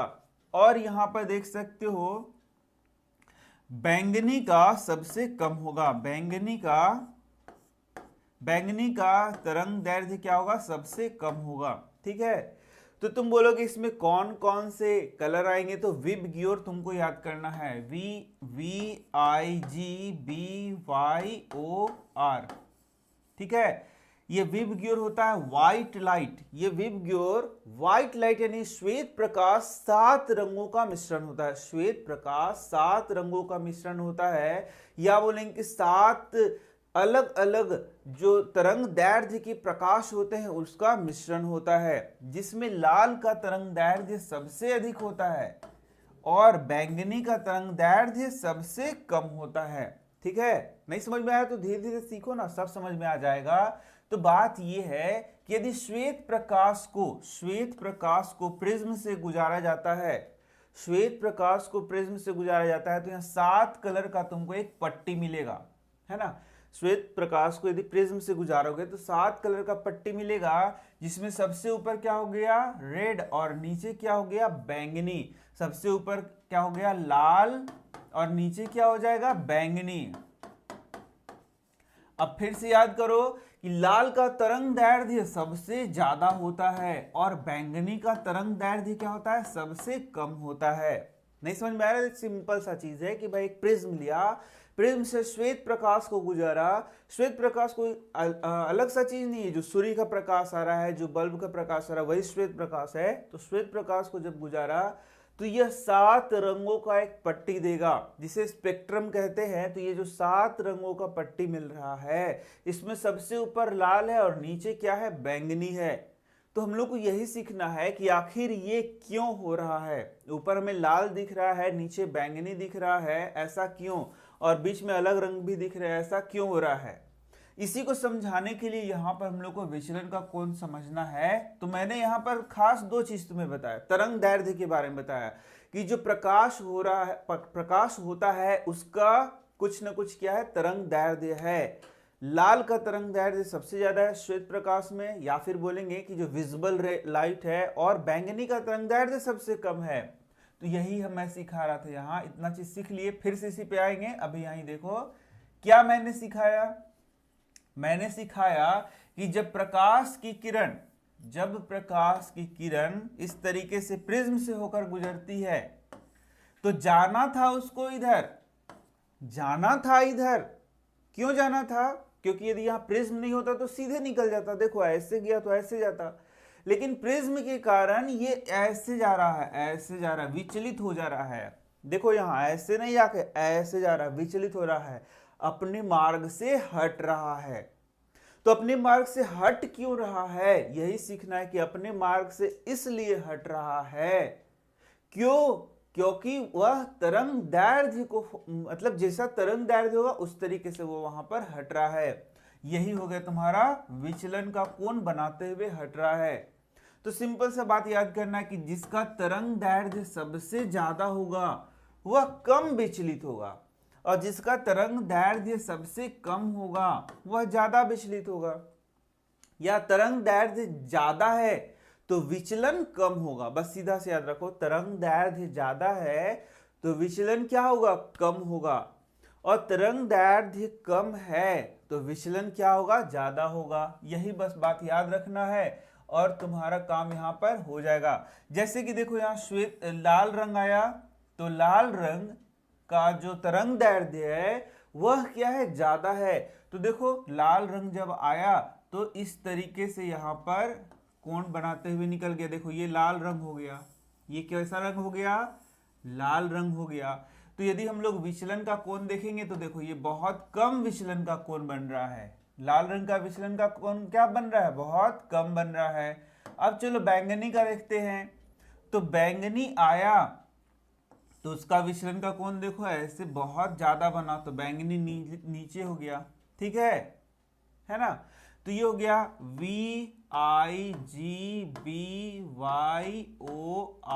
यानी कि जो रेड है, रेड का विचलन का कोण क्या होगा, सबसे कम होगा, क्योंकि इसका तरंग दैर्ध्य क्या है, सबसे ज्यादा है। तो O मतलब क्या हो गया, ऑरेंज हो गया। तो इस तरीके से देखोगे तो यदि ऑरेंज जो था उसका विचलन का कोण क्या हो गया, इससे थोड़ा सा देखो, ऑरेंज का जो विचलन कोण था इससे क्या बनेगा, थोड़ा सा ज्यादा बनेगा, यानी कि थोड़ा सा ज्यादा विचलित होगा। क्यों? क्योंकि इसका तरंग दैर्ध्य लाल रंग से क्या है, थोड़ा सा कम है। इसके बाद देखोगे तुम्हारा यहां पर आ जाएगा येलो, येलो आ गया ना, तो येलो आ गया, तो येलो का तरंग दैर्ध्य देखोगे तो उससे तो येलो यहां पे आ जाएगा। ठीक है, देखो यहां पर येलो आ जाएगा। तो इस तरीके से जिसका तरंग दैर्ध्य ज्यादा होगा उसका विचलन कम होगा, और जिसका तरंग दैर्ध्य कम होगा उसका विचलन ज्यादा होगा। और यदि हम लोग श्वेत कलर के प्रकाश को यहां से गुजारते हैं तो अपने तरंग दैर्ध्य के अनुसार ये विचलित होते हैं, और जिस कारण से हमें 7 कलर की यहां पर क्या मिलती है, एक पट्टी मिलती है, जिसे हम लोग क्या बोलते हैं, स्पेक्ट्रम बोलते हैं। बहुत सिंपल सिंपल सा बात है, समझ में आ गया? तो मुझे लग रहा है कि तुम्हें सब अब आता होगा। आपतित किरण, अपवर्तित किरण, निर्गत किरण, प्रिज्म का कोण समझ में आ गया होगा, आपतन कोण, अपवर्तन कोण, निर्गत कोण, और डी जो मैंने बताया विचलन का कोण, ये भी तुम्हें आ रहा होगा। तो अब देखते हैं विक्षेपण क्या होता है। तो प्रकाश के अवयवी वर्णों का विभाजन को हम लोग क्या बोलते हैं, विक्षेपण बोलते हैं। सीधे सीधा जो प्रकाश के अवयवी वर्ण हैं वे विभाजित होंगे तो उसे हम लोग क्या बोलेंगे, विक्षेपण बोलेंगे। जैसे श्वेत प्रकाश का विक्षेपण या वर्ण विक्षेपण को यहाँ देख सकते हो, जैसे मैंने सिखाया कि जब श्वेत प्रकाश को प्रिज्म से होकर गुजारा जाता है तो 7 कलर के अवयवी रंगों में वह विभक्त हो जाता है, और इसे ही हम लोग क्या बोलते हैं, वर्ण विक्षेपण कहेंगे। क्या बोलेंगे, वर्ण विक्षेपण, वर्ण विक्षेपण कहेंगे। पूछेगा कि वर्ण विक्षेपण क्या है, तो श्वेत प्रकाश जब प्रिज्म से होकर गुजरता है तो अपने 7 कलर के पट्टी में विभक्त हो जाता है, उसे हम लोग क्या बोलते हैं, वर्ण विक्षेपण कहते हैं। और ये देख सकते हो विबग्योर यहाँ पर बनाता है। नीचे क्या होगा तुम्हारा वायलेट, और ऊपर क्या होगा आर, और इस तरीके से रेंज में यहाँ पर वो अरेंज्ड हो जाता है। अब ध्यान देना तुमको है कि यहाँ क्या सिर्फ श्वेत प्रकाश ही गुजारा जा सकता है, नहीं, बहुत अलग अलग प्रकाश को गुजारा जा सकता है। तो क्या सभी प्रकाश से 7 कलर का पट्टी मिलेगा? बिल्कुल नहीं मिलेगा, ये बात ध्यान देना। ठीक है, सिर्फ श्वेत प्रकाश से ही यहाँ पर 7 कलर का पट्टी मिलेगा, जिसको हम लोग स्पेक्ट्रम बोलेंगे। ठीक है, तो यहाँ देख सकते हो स्पेक्ट्रम क्या हो गया, जब श्वेत प्रकाश किसी प्रिज्म से होकर गुजरता है तो विभिन्न वर्ण क्रमों में विभाजित हो जाता है। प्रकाश के अवयवी वर्णों के इस बैंड को स्पेक्ट्रम कहते हैं। तो ये जो बैंड बनता है इसी को क्या बोलते हैं, स्पेक्ट्रम कहते हैं। अब जो नया क्वेश्चन आएगा ये पूछेगा कि आखिर श्वेत प्रकाश को जब प्रिज्म से गुजारा जाता है तो 7 कलर की पट्टी में क्यों टूट जाता है। तो तुमको आंसर करना होगा, क्योंकि जो अलग अलग प्रकाश की किरणें हैं उनका जो वेवलेंथ है, यानी कि उनका जो लैम्डा मतलब क्या हो गया, तरंग दैर्ध्य, वह अलग अलग होता है। तो तरंग दैर्ध्य के अनुसार उनका विचलन होता है। लाल का तरंग दैर्ध्य सबसे ज्यादा होता है, इसलिए उसका विचलन सबसे कम होता है। बैंगनी का तरंग दैर्ध्य इनमें सबसे कम होता है, इसलिए उसका सबसे ज्यादा विचलन होता है। इस प्रकार से विचलन के कारण वे अलग अलग सज जाते हैं। ठीक है, तो जब इनका अपवर्तन हो रहा है, अपवर्तन ही तो हो रहा है ना, जब ये अपवर्तन हुआ तो ये अलग अलग निकलेंगे बाहर, तो बाहर अलग अलग निकलेंगे तो एक पट्टी तुमको देखने को मिलेगा। इसी को विबग्योर हम लोग बता रहे हैं, ये समझ में आ गया होगा तुम्हें। अब स्पेक्ट्रम प्राप्त करने के लिए सर आइजक न्यूटन का प्रयोग, तो देखो यहाँ पर क्या हुआ कि ये जो सूर्य का प्रकाश है, सूर्य का प्रकाश है या श्वेत प्रकाश है, वो 7 रंगों का मिश्रण होता है, ये देखने के लिए ये प्रयोग किया गया। तो यहाँ जब श्वेत प्रकाश, पहले यहाँ प्रिज्म को, 2 प्रिज्म को उल्टा इस तरीके से रख दिया गया। देखो इस तरीके से क्या किया गया, 2 प्रिज्म को उल्टा रख दिया गया। तो क्या हुआ, जब श्वेत प्रकाश को गुजारा गया तो ये 7 रंगों की पट्टी में विभक्त हो गया, और जब दूसरा लगाया गया तो वापस ये जब गया तो एक श्वेत प्रकाश निकला। ठीक है, तो इस तरीके से यह पता चला कि यहाँ पर जो प्रकाश है वह क्या है, 7 रंगों का मिश्रण होता है। तो यहाँ देख सकते हो न्यूटन के इस प्रयोग के आधार पर हम कह सकते हैं कि सूर्य का प्रकाश 7 वर्णों से मिलकर बना हुआ है। ये प्रिज्म के कारण नहीं हो रहा है, बल्कि ये प्रकाश में ही गुण है। श्वेत प्रकाश प्रिज्म द्वारा इसके 7 अवयवी वर्णों में विक्षेपित हो जाता है। किसी प्रिज्म से गुजरने वाले के पश्चात प्रकाश के विभिन्न वर्ण आपतित किरण के सापेक्ष अलग अलग कोणों पर झुकते हैं या मुड़ते हैं, जिसको हम लोग बोलते हैं कि उसका विक्षेपण होता है। लाल प्रकाश सबसे कम झुकता है, या तो तुम्हें अब समझ में आ गया कि लाल प्रकाश का विक्षेपण सबसे कम होता है।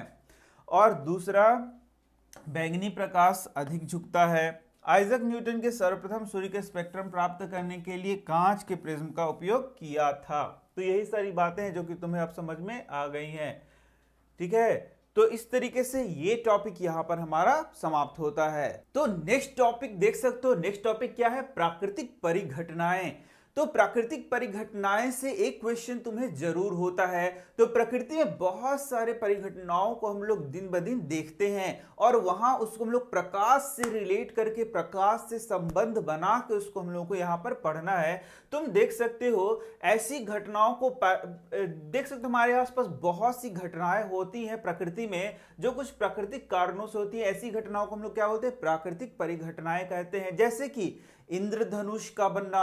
अब ये इंद्रधनुष कैसे बनता है, आकाश में तारों का टिमटिमाना, आकाश में तारे कैसे टिमटिमाते हैं, आकाश का नीला दिखाई देना, सूर्योदय एवं सूर्यास्त के समय सूर्य का रक्ताव प्रतीत होना, ये सब कुछ इंपॉर्टेंट क्वेश्चन के रूप में तुम्हें एग्जाम में पूछा जाएगा।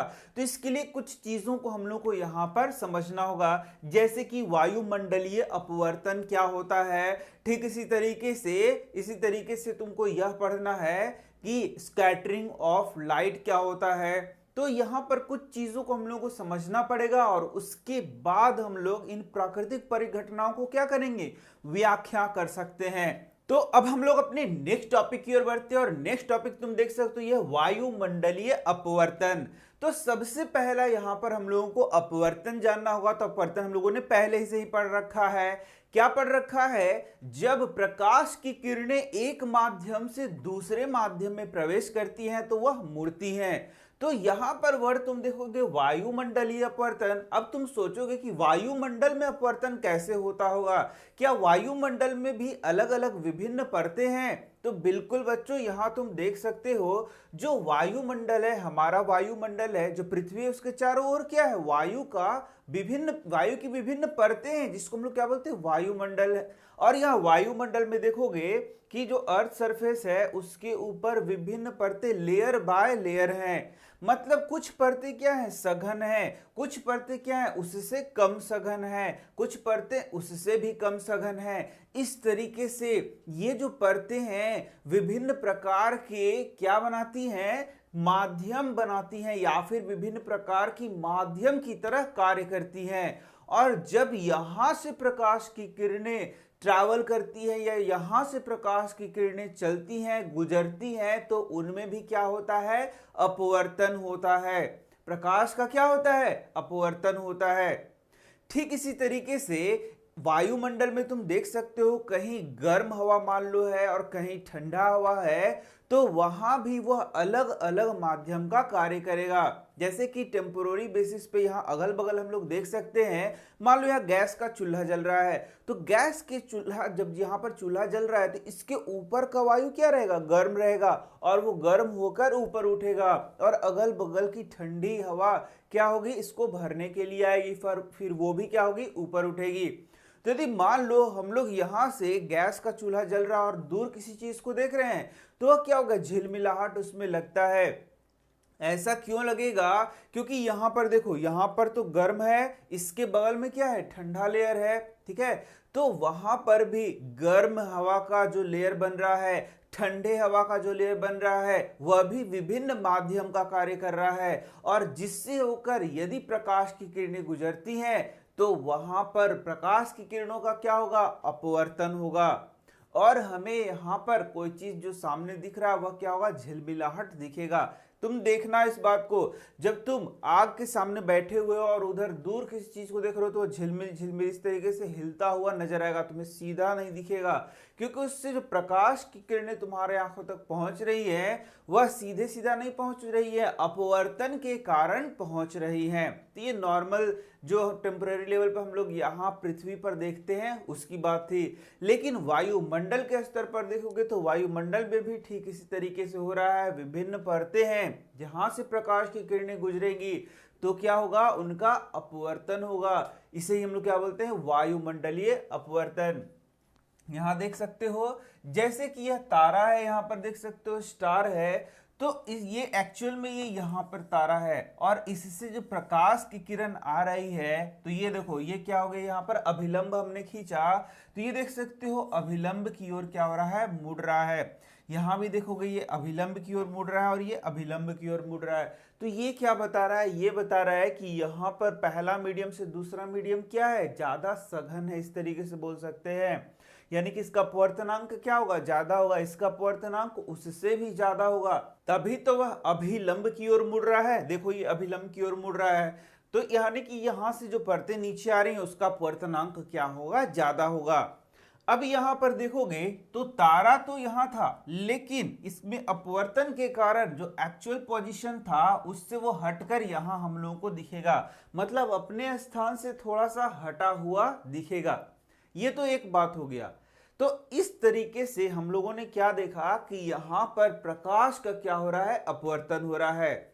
अब यहां पर एक और क्वेश्चन आता है, वह है कि बहुत सारे ऐसे एटमॉस्फेरिक अपवर्तन जो तुम्हारा रिफ्रैक्शन है या बोलेंगे वायुमंडलीय अपवर्तन है, उससे रिलेटेड बहुत सारे क्वेश्चंस हम लोग को पढ़ने होते हैं। तो वायुमंडलीय अपवर्तन के कारण बहुत सारी परिघटनाओं को हम लोग को पढ़ना है और उससे एग्जाम में क्वेश्चन भी आता है, जैसे कि तारे क्यों टिमटिमाते हैं, ग्रह क्यों नहीं टिमटिमाते हैं। ठीक इसी तरीके से जो सूर्योदय होता है वह 2 मिनट पहले क्यों होता है, जो सूर्यास्त होता है वह 2 मिनट बाद क्यों होता है, एक्चुअल पोजीशन जो सन का होता है, सूर्योदय नहीं हुआ लेकिन हम लोग को सूर्य दिखना शुरू होता है, ऐसा क्यों होता है।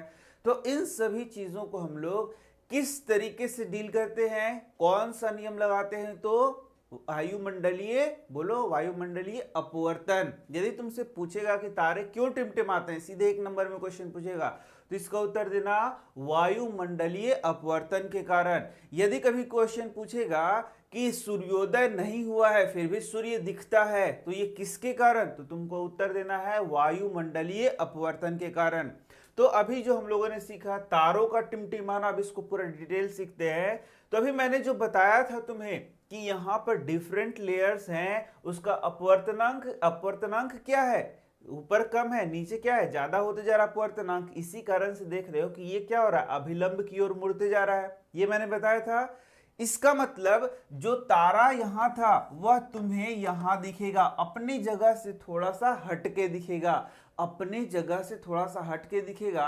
तारा तो बिंदु स्रोत है, लगता है कि एक बिंदु है वहां से प्रकाश आ रहा है, ऐसा तुमने देखा होगा कि तारा क्या बिंदु स्रोत है, लगता है एकदम छोटा सा बिंदु है, वहां से प्रकाश हमारे आंखों तक आ रहा है, ऐसा लगता है ना।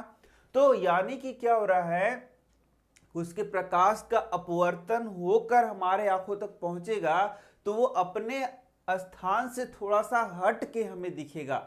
मतलब एक्चुअली में यहां पर है, वो यहां है लेकिन हम लोग को कहां दिख रहा है, यहां थोड़ा सा हट के दिख रहा है। इतना सीख गया है। अब एक और चीज सीखो, सीखना ये है कि जो वायुमंडल की परतें हैं वो फिक्स नहीं है। ऐसा नहीं है कि यहां पर शीशा है, यहां पर हवा है, यहां पर पानी है तो वो फिक्स है। हो ये रहा है कि वायुमंडल की जो परतें हैं वो चलनशील है, वो चल रही हैं, मूव कर रही हैं, जिसके कारण इसका अपवर्तनांक भी बदल रहा है। क्या बदल रहा है, अपवर्तनांक भी बदल रहा है। और इसके कारण यहां से जो तारा यहां तुम्हें दिखा था, कुछ देर बाद वो यहां दिखेगा, फिर यहां दिखेगा, फिर यहां दिखेगा, फिर यहां दिखेगा, मतलब अपने ही जगह पर थोड़ा थोड़ा वह क्या होगा, हिलता हुआ दिखेगा। तो उस कारण से हमें लगता क्या है कि वह जो तारा है वो क्या हो रहा है, टिमटिमा रहा है। प्रकाश की किरणें जो हमारे आंखों तक आ रही है वह किससे आ रही है, वायुमंडल की विभिन्न परतों से आ रही है, जिसका अपवर्तनांक अलग अलग होता है। साथ ही साथ वो लगातार अपवर्तनांक बदल भी रही है, जिस कारण से जो प्रकाश की किरणें कहां से आ रही हैं, तारा से हमारे आंखों तक आ रही हैं, उनका अपवर्तन हो रहा है, लगातार अपवर्तन हो रहा है। लगातार अपवर्तन होने के कारण लग रहा है कभी ये यहाँ है, कभी यहाँ है, कभी यहाँ, कभी यहाँ, यानी उसका पोजीशन लगातार बदल रहा है, जिस कारण से हमें दिखाई दे रहा है कि तारे क्या हैं, टिमटिमा रहे हैं। समझ में आ गया। तो 2 रीजन तुम्हें समझ में आया होगा, एक तो ये अलग अलग वायुमंडल की परतों से होकर गुजरता है, पहला रीजन। दूसरा, ये जो वायुमंडल की अलग अलग परतें हैं वो फिक्स नहीं है, वह भी मूव कर रही हैं, इस कारण वो टिमटिमाता हुआ नजर आ रहा है। उसका पोजीशन क्या हो रहा है, लगातार बदल रहा है। देख सकते हो यहाँ वायुमंडल की परतें हैं और ये जो तारा है वह लगातार अपना स्थिति लग रहा है कि वह बदल रहा है, और हमें लगता है कि तारा क्या हो रहा है, टिमटिमा रहा है। समझ गए? तो चलो अब इसको हम लोग पढ़ के देखते हैं कि आखिर कैसे एग्जाम में इसको लिख सकते हैं। तो यहाँ क्लियरली देख सकते हो, तारों के प्रकाश की वायुमंडलीय अपवर्तन के कारण ही तारे टिमटिमाते हुए प्रतीत होते हैं। तो क्यों होते हैं, वायुमंडलीय अपवर्तन के कारण। ये एक 1 मार्क्स का क्वेश्चन में भी इसको आंसर कर सकते हो। पृथ्वी के वायुमंडल में प्रवेश करने के पश्चात पृथ्वी के पृष्ठ पर पहुंचने तक तारे का प्रकाश निरंतर क्या होता है, अपवर्तित होता है। जो प्रकाश पहुंच रहा है तारा का, वह निरंतर क्या हो रहा है, अपवर्तित हो रहा है। क्यों हो रहा है ये तो अब तुम्हें पता है, क्योंकि वायुमंडलीय अपवर्तन उसी माध्यम में होता है जिसका क्रमिक परिवर्ती अपवर्तनांक होता है। क्योंकि हम लोग जानते हैं कि जो विभिन्न परतें हैं पृथ्वी के ऊपर वायुमंडल की, उनका अपवर्तनांक क्या है, अलग अलग है, साथ ही वो बदलता रहता है। तो दो क्रमिक परतों के बीच का अपवर्तनांक यदि बदल रहा है तो वहां पर क्या होगा, वहां पर प्रकाश का क्या होगा, अपवर्तन होगा। और वह प्रकाश अपवर्तन के पश्चात हमारे आंखों पे पहुंचेगा, जिस कारण से जो तारे का आभासी स्थिति वो लगातार हमें बदलता हुआ प्रतीत होगा। क्योंकि वायुमंडल तारे के प्रकाश को अभिलंब की ओर झुका देता है, अतः तारे की आभासी स्थिति उसके वास्तविक स्थिति से कुछ भिन्न प्रतीत होती है। तो यहां तुम वही देखोगे कि उसका वास्तविक स्थिति तारे का कुछ और था, हमें कुछ और दिख रहा है। और यदि ये लगातार होता है तो तारा हमें क्या दिखता है, टिमटिमाता हुआ नजर आता है। ठीक है, यही तुम लिख देना एग्जाम में। अब नेक्स्ट देख सकते हो, ग्रहों का टिमटिमाते हुए नहीं दिखाई देना। यानी जो ग्रह हैं वे क्यों नहीं टिमटिमाते जबकि तारा टिमटिमाता है। तो यहां पर बहुत सिंपल सा बात देखना है तुम्हें कि जो ग्रह होता है, ग्रह जो तुम्हारा तारा है वो काफी दूर है और ग्रह क्या है, नजदीक है। तो तारा के बहुत ज्यादा दूर होने के कारण वह एक पॉइंट सोर्स की तरह क्या कार्य करता है, बिंदु स्रोत की तरह कार्य करता है। जबकि ग्रह जो है छोटे छोटे बिंदु स्रोतों का क्या है, समूह है और उसके तरह कार्य करता है। तो यदि वहां पर छोटे छोटे बिंदु समूह से प्रकाश आ रहा है और उसका अपवर्तन हो रहा है, तो वह एक दूसरे को प्रभाव को क्या कर देता है, खत्म कर देता है, जिस कारण ग्रह टिमटिमाते हुए नजर नहीं आते हैं। जबकि तारा में ऐसा नहीं, हुआ तो एक पॉइंट सोर्स है और उसी से प्रकाश की किरण हमारे आंखों तक पहुंच रही है, लगातार अपवर्तित होकर पहुंच रही है। इस कारण से वह क्या होता है, टिमटिमाता हुआ नजर आता है। तो ये तुम याद रखना, ग्रह तारों की अपेक्षा पृथ्वी के बहुत पास है और इसलिए उन्हें विस्तृत स्रोत की भांति माना जाता है। तो ग्रह, ये बात 2-3 पॉइंट लिखना कि ग्रह जो है विस्तृत स्रोत की तरह हम लोग मानते हैं और जो तारा है उसको बिंदु स्रोत की तरह हम लोग मानते हैं। यदि हम ग्रह को बिंदु साइज के अनेक प्रकाश स्रोतों का संग्रह मान लें तो क्या होगा, प्रत्येक प्रकाश के स्रोत से जब प्रकाश हमारे आंखों तक पहुंच रहा है तो अपवर्तन हो रहा है, लेकिन वह एक दूसरे के प्रभाव को क्या कर रहा है, खत्म कर रहा है। इसलिए ग्रह हमें टिमटिमाता हुआ नजर नहीं आएगा। सभी बिंदु साइज के प्रकाश स्रोत से हमारे नेत्रों में प्रवेश करने वाला प्रकाश की मात्रा में कुल परिवर्तन का औसत मान 0 होगा। यही कारण है कि ग्रह टिमटिमाते हुए दिखाई नहीं देते हैं। समझ में आ गया? बहुत सिंपल सा है कि ग्रह को हम लोग पॉइंट सोर्स का एक क्या मानेंगे, समूह मानेंगे, बिंदु समूह स्रोत का क्या मानेंगे, समूह मानेंगे। लेकिन तारा क्या है, एक बिंदु स्रोत ही है। तो ये उत्तर तुम यहां पर लिख सकते हो। अब देखो, यहां पर सूर्योदय होने के पहले ही सूर्य हमें दिखने लगेगा और सूर्यास्त हो गया है उसके पश्चात भी सूर्य हमें दिखेगा, ऐसा क्यों? इसको कई तरीके से एग्जाम में पूछा जाएगा। तो फिर से वही बात है, देख सकते हो यहां पर तुम, ये है हमारा पृथ्वी। तो पृथ्वी में मान लो कि यहां तुम खड़े हुए हो और यहां ये क्षितिज है। तो जो सूर्य है, सूर्य का जो प्रकाश हमारे आंखों तक पहुंच रहा है वह क्या हो रहा है, अपवर्तित होकर पहुंच रहा है। अपवर्तित होकर पहुंच रहा है मतलब सूर्य है यहां पर और इसका प्रकाश अपवर्तित होकर पहुंच रहा है, तो हमें इसका स्थिति इस तरीके से दिख रहा है। समझ में आ रहा है क्या? जैसे तारा वाले याद करो कि तारा का प्रकाश हमारे आंखों तक आ रहा था, तो तारा था यहाँ पर एक्चुअल में, लेकिन हमें दिख रहा था यहाँ पर, था यहाँ, हमें दिख रहा था यहाँ, मतलब अपने स्थिति से वो थोड़ा अलग दिख रहा था। याद करो, तारा एक्चुअल में यहाँ है लेकिन हमें दिख रहा है यहाँ, तारा एक्चुअली में यहाँ है, हमें दिख रहा है यहाँ। तो ठीक इसी तरीके से जो सन है, सूर्य है, वह रहता है नीचे। वह कहाँ रहता है? नीचे, हॉरिजॉन के नीचे। मतलब अभी सूर्योदय नहीं हुआ है, मतलब वो सूर्य ऊपर नहीं आया, फिर भी वो हमको ऊपर दिखता है, फिर भी वो हमको ऊपर दिखता है। आखिर क्यों? क्योंकि यहां पर उसके प्रकाश का क्या हो रहा है? अपवर्तन हो रहा है। क्यों अपवर्तन हो रहा है तुम्हें पता है? क्योंकि वायुमंडल में विभिन्न गैसों की परतें हैं और उसके कारण प्रकाश का क्या हो रहा है? यहाँ पर अपवर्तन हो रहा है। तो सीधा सा बात समझो कि वायुमंडलीय अपवर्तन के कारण सूर्य है नीचे, दिख रहा है ऊपर। ठीक है, तो सूर्योदय तो पहले ही हो गया ना, यानी कि सूर्योदय भी हुआ नहीं है, लेकिन हम लोगों को लग रहा है कि सूर्य ऊपर आ गया है, तो हम लोगों को लग रहा है कि सूर्योदय हो चुका है।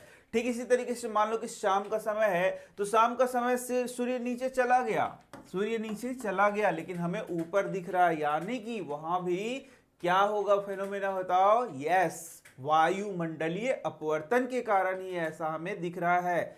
वायुमंडलीय अपवर्तन के कारण ये कभी ऊपर दिख रहा है, कभी नीचे दिख रहा है, ये बात याद रखना। चलो यहां देख सकते हो तुम, यहां पर एक्चुअल में ये यहां है और हमें दिख रहा है यहां। तो ये वाला बात तुम इस तरीके से भी देख सकते हो, जैसे ग्लास है, ग्लास में एक सिक्का को डाल दिया गया तो सिक्का थोड़ा ऊंचा दिखता है, सिक्का अपने स्थान से थोड़ा सा ऊंचा दिखता है। तो अब ये क्यों दिखता है? बोलो, अपवर्तन के कारण।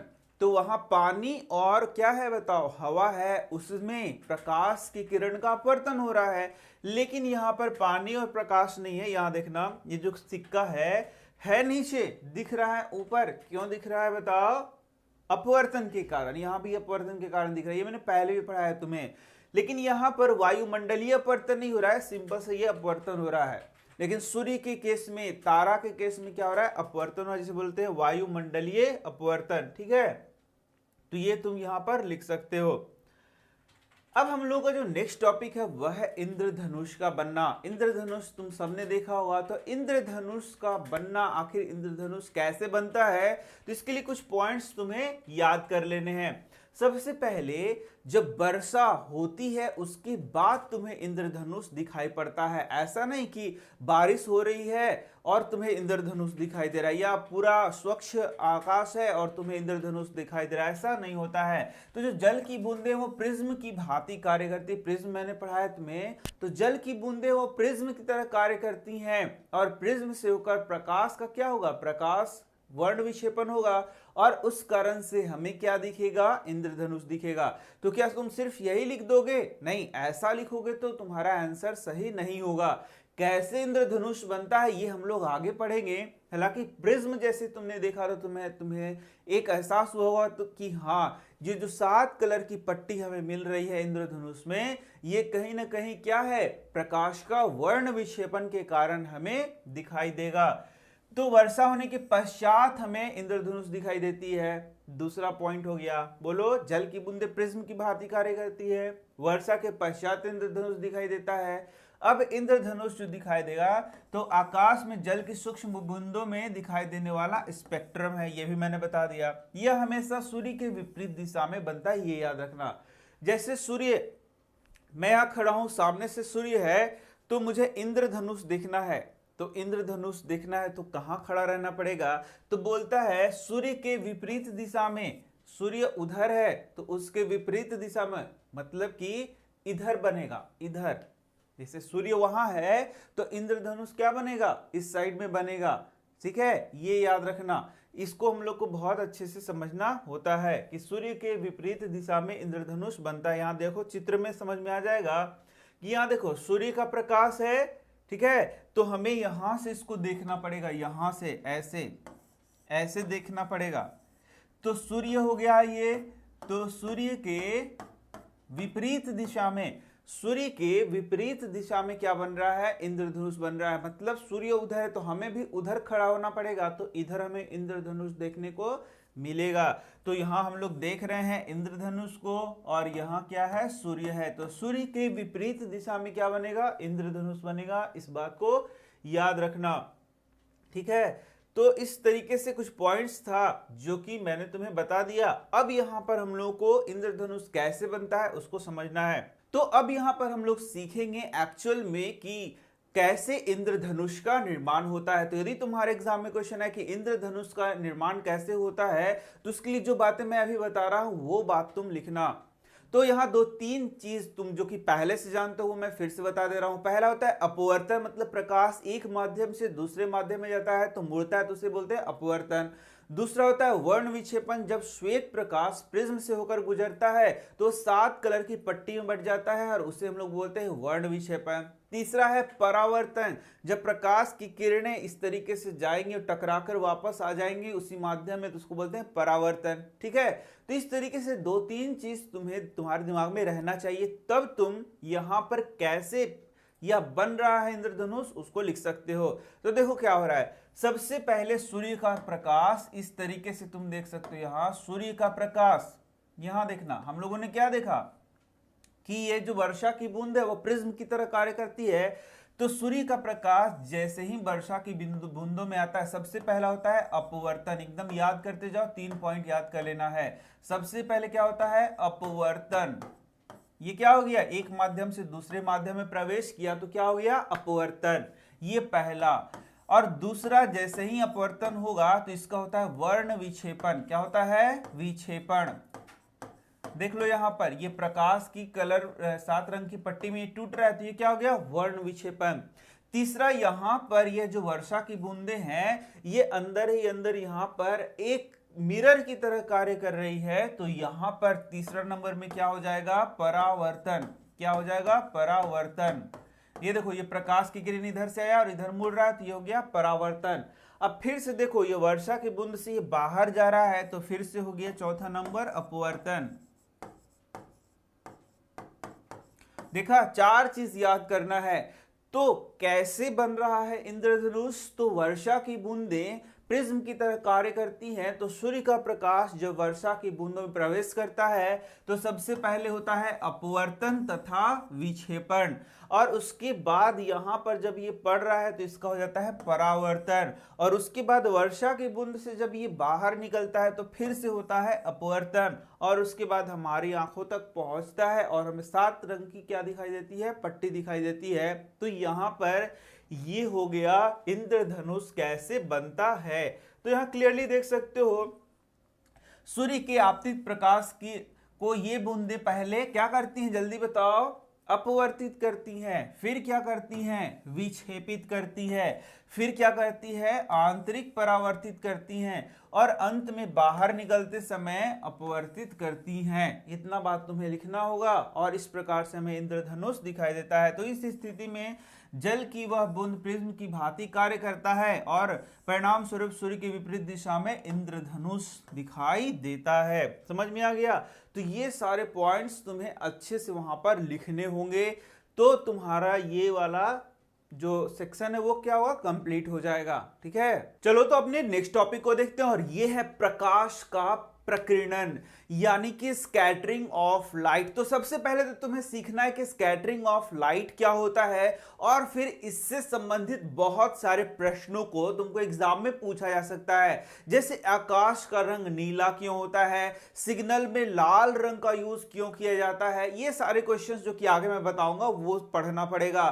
तो यहां पर सबसे पहला पढ़ना है प्रकाश का प्रकीर्णन।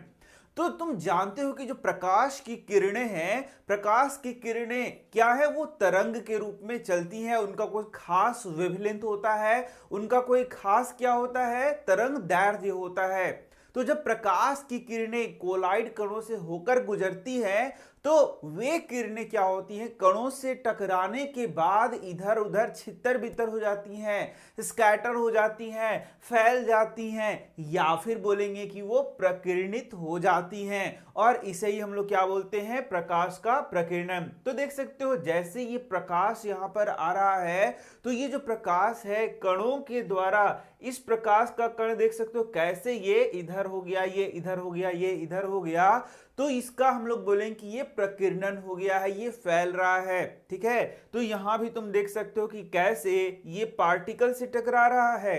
कौन टकरा रहा है, प्रकाश, किरणें। तो ये टकराने के बाद इधर उधर चला जा रहा है, इसे ही हम लोग क्या बोलते हैं, प्रकाश का प्रकीर्णन कहते हैं। हालांकि यहाँ पर बहुत सारे और चीजों को हम लोग कंसीडर करना पड़ेगा कि कौन सा कण किस प्रकाश के वेवलेंथ को या फिर किस प्रकाश के किरण को फैला सकता है। क्या सभी कण सभी प्रकाश की किरणों को फैला सकती हैं? क्या सभी कण प्रकाश के किरणों का प्रकीर्णन कर सकती हैं? ये भी हम देखेंगे, लेकिन सिंपली हम लोग देखें कि प्रकाश का प्रकीर्णन, स्कैटरिंग ऑफ लाइट क्या होता है। तो तुम देख सकते हो प्रकाश जिस मार्ग से होकर गुजरता है, यदि उस मार्ग के माध्यम क्या हो, कोलाइड विलयन हो, तो कण, वहां पर जो कण है उससे टकराकर प्रकाश क्या हो जाता है, प्रकीर्णित हो जाता है। यानी कि वह जो कोलाइड का कण है वो प्रकाश को क्या कर देगा, प्रकीर्णित कर देगा, और इसे ही हम लोग क्या बोलते हैं, प्रकाश का प्रकीर्णन कहते हैं।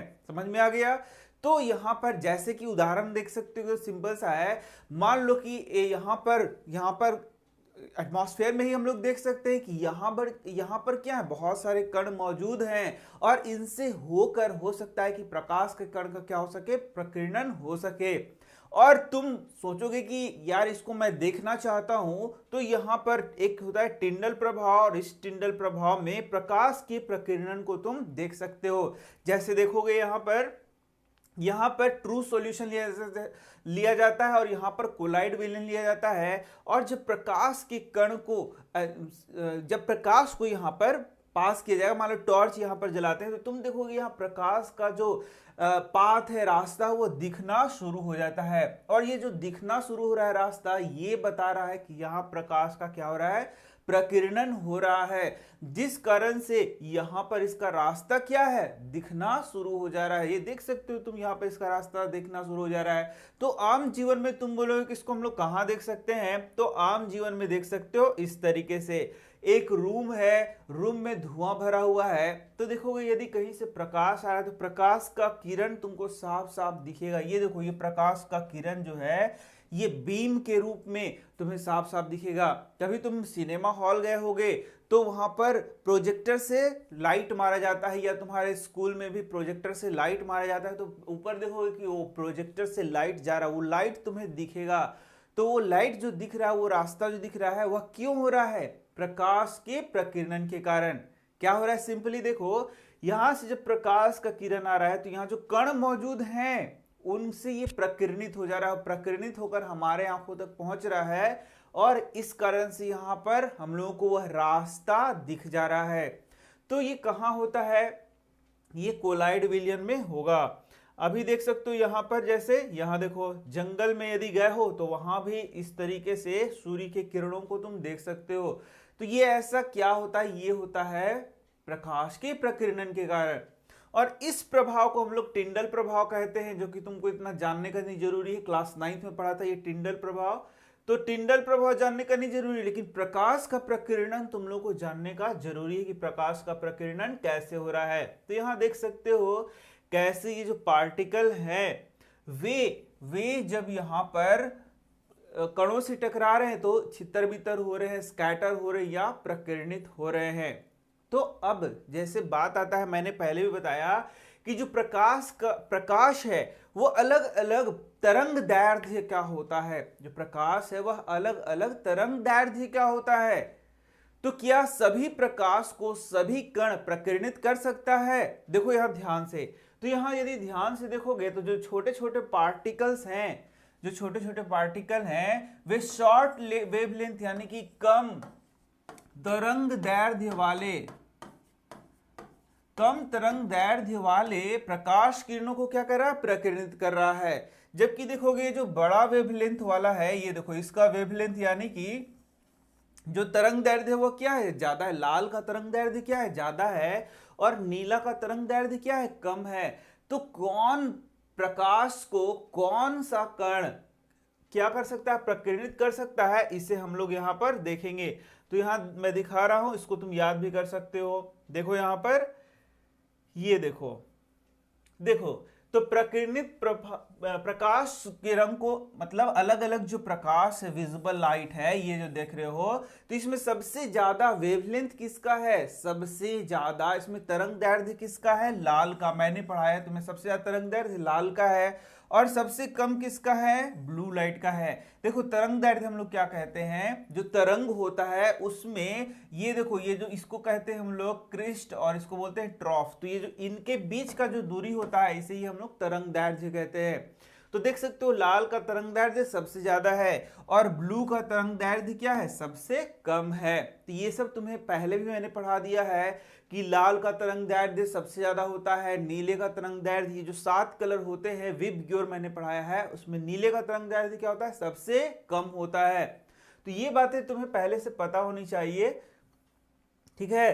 तो यहां पर क्या बोल रहा है, कौन, यहां देखो क्या बोला जा रहा है, कौन सा रंग अधिक प्रकीर्णित होता है और कौन सा रंग कम प्रकीर्णित होता है, ये बात अब याद करके चलो। देखो क्या बोला गया है, अत्यंत सूक्ष्म कण, अत्यंत सूक्ष्म कण मुख्य रूप से नीले प्रकाश को प्रकीर्णित करते हैं। इस बात को तुमको याद कर लेना है। क्यों याद करना है, क्योंकि इसी से एक क्वेश्चन आएगा कि आकाश का रंग नीला क्यों होता है, तो तुमको उसके उत्तर में इसको लिखना पड़ेगा।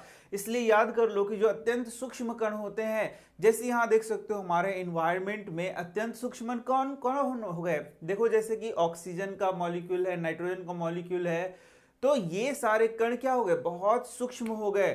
तो वे सूक्ष्म कण किसको प्रकीर्णित कर सकते हैं, नीले रंग के प्रकाश को क्या कर सकते हैं, प्रकीर्णित कर सकते हैं।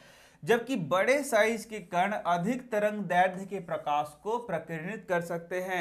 यदि यहां पर बड़े साइज का पार्टिकल हो तो बड़े वेवलेंथ को प्रकीर्णित कर सकता है। देखना, जैसे उदाहरण मान लो ये छोटा सा, यहां पर छोटा सा पार्टिकल है, तो इसको नीला रंग क्या करेगा, ऐसे जाएगा और ये टकराकर इधर आ जाएगा। लेकिन ये छोटा सा पार्टिकल है तो बड़ा वेवलेंथ वाला आर पार हो जाएगा, उसको टकरा के ऐसे नहीं आएगा। जबकि बड़ा वेवलेंथ वाला से बड़ा पार्टिकल है तो वो फिर ये भी प्रकीर्णित हो जाएगा। समझ में आ रहा है क्या, कि बड़ा वेवलेंथ वाला, बड़ा तरंग दैर्ध्य वाला को प्रकीर्णित करने के लिए, उसका रास्ता बदलने के लिए, उसको फैलाने के लिए कौन चाहिए, बड़ा पार्टिकल चाहिए, बड़ा कण चाहिए। वह छोटा वाला कण को पार कर जाएगा। देखो ये छोटा कण वाला उसको प्रकीर्णित नहीं कर पा रहा, उसको पार कर जा रहा है। जबकि जो छोटा कण है, ठीक है, वो किसको प्रकीर्णित कर सकता है, तो छोटे वेवलेंथ वाले को प्रकीर्णित कर सकता है, ठीक है। यदि प्रकीर्णन करने वाले कणों का साइज बहुत अधिक हो तो प्रकीर्णित प्रकाश श्वेत भी प्रतीत हो सकती है। तो जो प्रकीर्णित कण जो प्रकीर्णन कर रहा है तो सबको एक ही साथ प्रकीर्णन करेगा और वो आंखों में पहुंचेगा, तो सब मिला के क्या हो जाएगा, व्हाइट कलर ही हो जाएगा। तुम्हें पढ़ाया गया कि व्हाइट कलर 7 रंग के तरंग दैर्ध्यों का मिश्रण होता है, विबग्योर। तो सातों के साथ गया, टकराया और आंखों तक पहुंचा तो व्हाइट ही ना दिखेगा, उसमें थोड़े ना अलग दिखेगा, ठीक है। तो अब क्लियर हो गया तुम्हारा कि छोटे कण छोटे तरंग दैर्ध्य वाले प्रकाश की किरणों को प्रकीर्णित करेगा, बड़े कण बड़े तरंग दैर्ध्य वाले प्रकाश की किरणों को प्रकीर्णन करेगा। समझ गए, यही वाला बात तुमको याद करना है। तो अब हम लोग देखते हैं अपना सबसे इंपॉर्टेंट चीज, और वो क्या है, सब प्रकाश के प्रकीर्णन से होने वाली परिघटनाएं। और उसमें सबसे पहला क्या है, स्वच्छ आकाश का रंग नीला क्यों दिखाई देता है। तो मानो या नहीं मानो, लगभग एग्जाम में, फाइनल एग्जाम हो या टेस्ट एग्जाम हो, कहीं भी हो, ये क्वेश्चन जरूर पूछता है। इतना इंपॉर्टेंट क्वेश्चन है कि ये क्वेश्चन जरूर पूछता है, चाहे कुछ पूछे ना पूछे, उसको मन करे ना करे, इस क्वेश्चन में उसका मन रहता है कि इसको पूछा जाए। तो भाई बता सकते हो क्या कि आकाश का रंग नीला क्यों होता है, या फिर स्वच्छ आकाश का रंग नीला क्यों होता है। तो आकाश में क्या है? एटमॉस्फेयर है। एटमॉस्फेयर में क्या है? मतलब यहां पर वायुमंडल है। वायुमंडल में क्या है? कण है।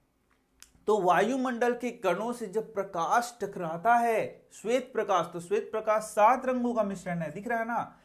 श्वेत प्रकाश 7 रंगों का मिश्रण है। तो उनमें से वह जब वायुमंडल में प्रवेश करता है तो उनमें से कौन प्रकीर्णित होता है सबसे ज्यादा? तो सबसे ज्यादा ये देखो, बैंगनी रंग, नीला रंग, ये जो ब्लू वाला शेड वाला है वह प्रकीर्णित होता है। और वही देखो यहां प्रकीर्णित हो गया। तो बाकी ये सारे लाइट्स प्रकीर्णन क्यों नहीं हुआ? क्योंकि इसका तरंग दैर्ध्य ज्यादा है। इसका तरंग दैर्ध्य क्या है? ज्यादा। और इसका तरंग दैर्ध्य क्या है? कम।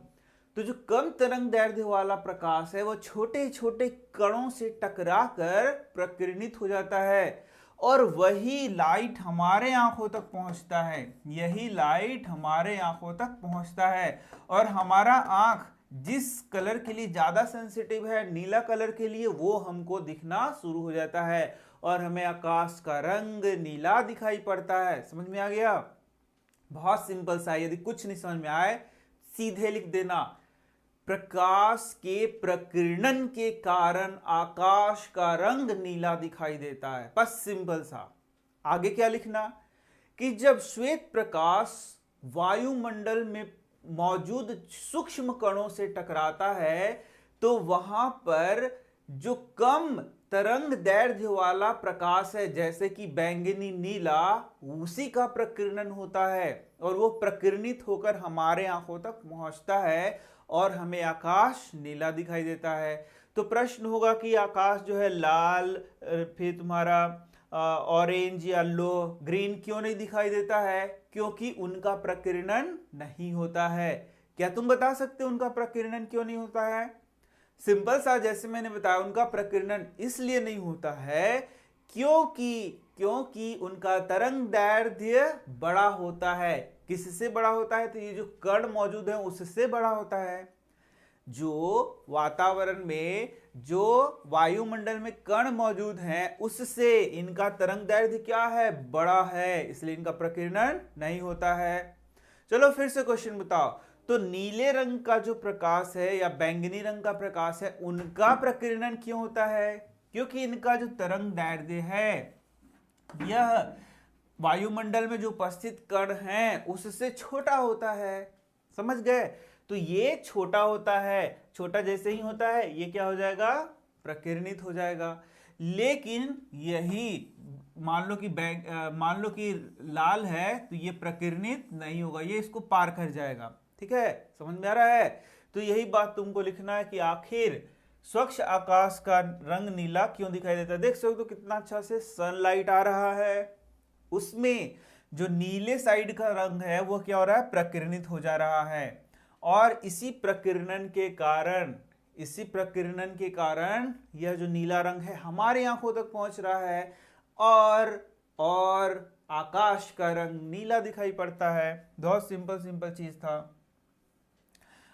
जब सूर्य का प्रकाश वायुमंडल से गुजरता है तो वायु के सूक्ष्म कण है वह नीले रंग के या नीले रंग, बैंगनी रंग के जो तरंग दैर्ध्य है उससे छोटे होते हैं, इसलिए वो उसको प्रकीर्णित कर देते हैं। ध्यान से सुनो, उल्टा मत समझ लेना। जो कण हैं वो थोड़े बड़े होंगे, कण बड़े होंगे और तरंग दैर्ध्य छोटा होगा, ये ध्यान देना। उल्टा मत समझ लेना कि कण छोटे होंगे तरंग दैर्ध्य बड़ा होगा, ऐसा नहीं। क्लियरली इसको ऐसे लिख सकते हो, देख सकते हो यहां, जब सूर्य का प्रकाश वायुमंडल से गुजरता है, वायु के सूक्ष्म कण कम तरंग दैर्ध्य वाले प्रकाश जैसे छोटे तरंग दैर्ध्य वाले प्रकाश जैसे नीले रंग को अधिक प्रबलता से क्या करते हैं?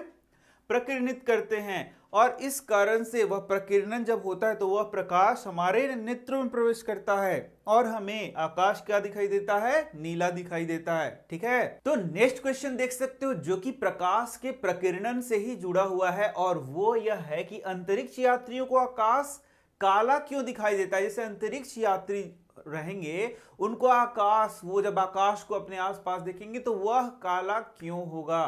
तो बहुत सिंपल से इसका आंसर है, जहां वायुमंडल नहीं है वहां कण नहीं होंगे, जहां वायुमंडल ही नहीं है वहां पर कण कहां होगा, जहां कण नहीं है वहां प्रकाश का प्रकीर्णन नहीं होगा।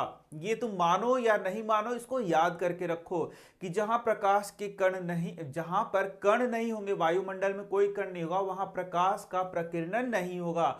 और जब प्रकाश का प्रकीर्णन नहीं होगा तो वहां पर कोई भी कलर वहां पर दिखना संभव नहीं है। यदि हमारी पृथ्वी पर वायुमंडल न होता तो कोई प्रकीर्णन न हो पाता, तब पृथ्वी से जो आकाश है वह भी काला ही प्रतीत होता।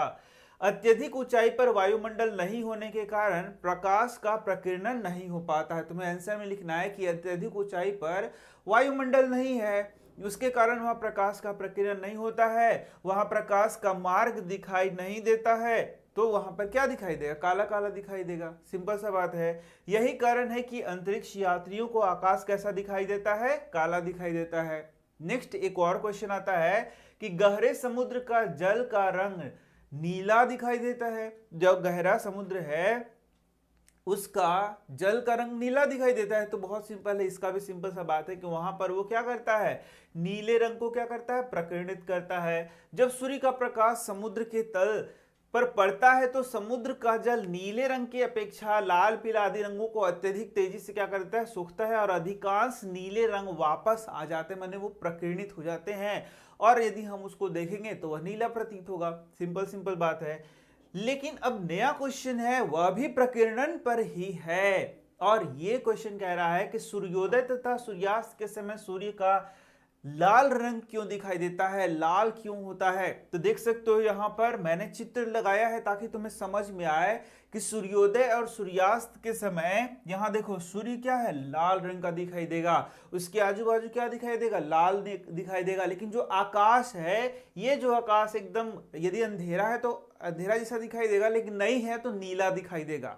आकाश का रंग नहीं बोल रहा है, यहां पर सूर्य का रंग बोल रहा है। ये बात ध्यान देना कि ये आकाश का रंग तो नीला ही है, सूर्य रक्ताभ दिखाई देता है या सूर्य लाल रंग का दिखाई देता है, यह ऐसा क्यों होता है, ये क्वेश्चन है। सूर्य लाल दिखाई देगा, ऐसा क्यों, जो सूर्य है वो लाल दिखाई देगा, ऐसा क्यों, अगल बगल का क्षेत्र तो नीला ही दिखाई देगा। तो इसका सिंपल सा बात है, समझो जरा सा।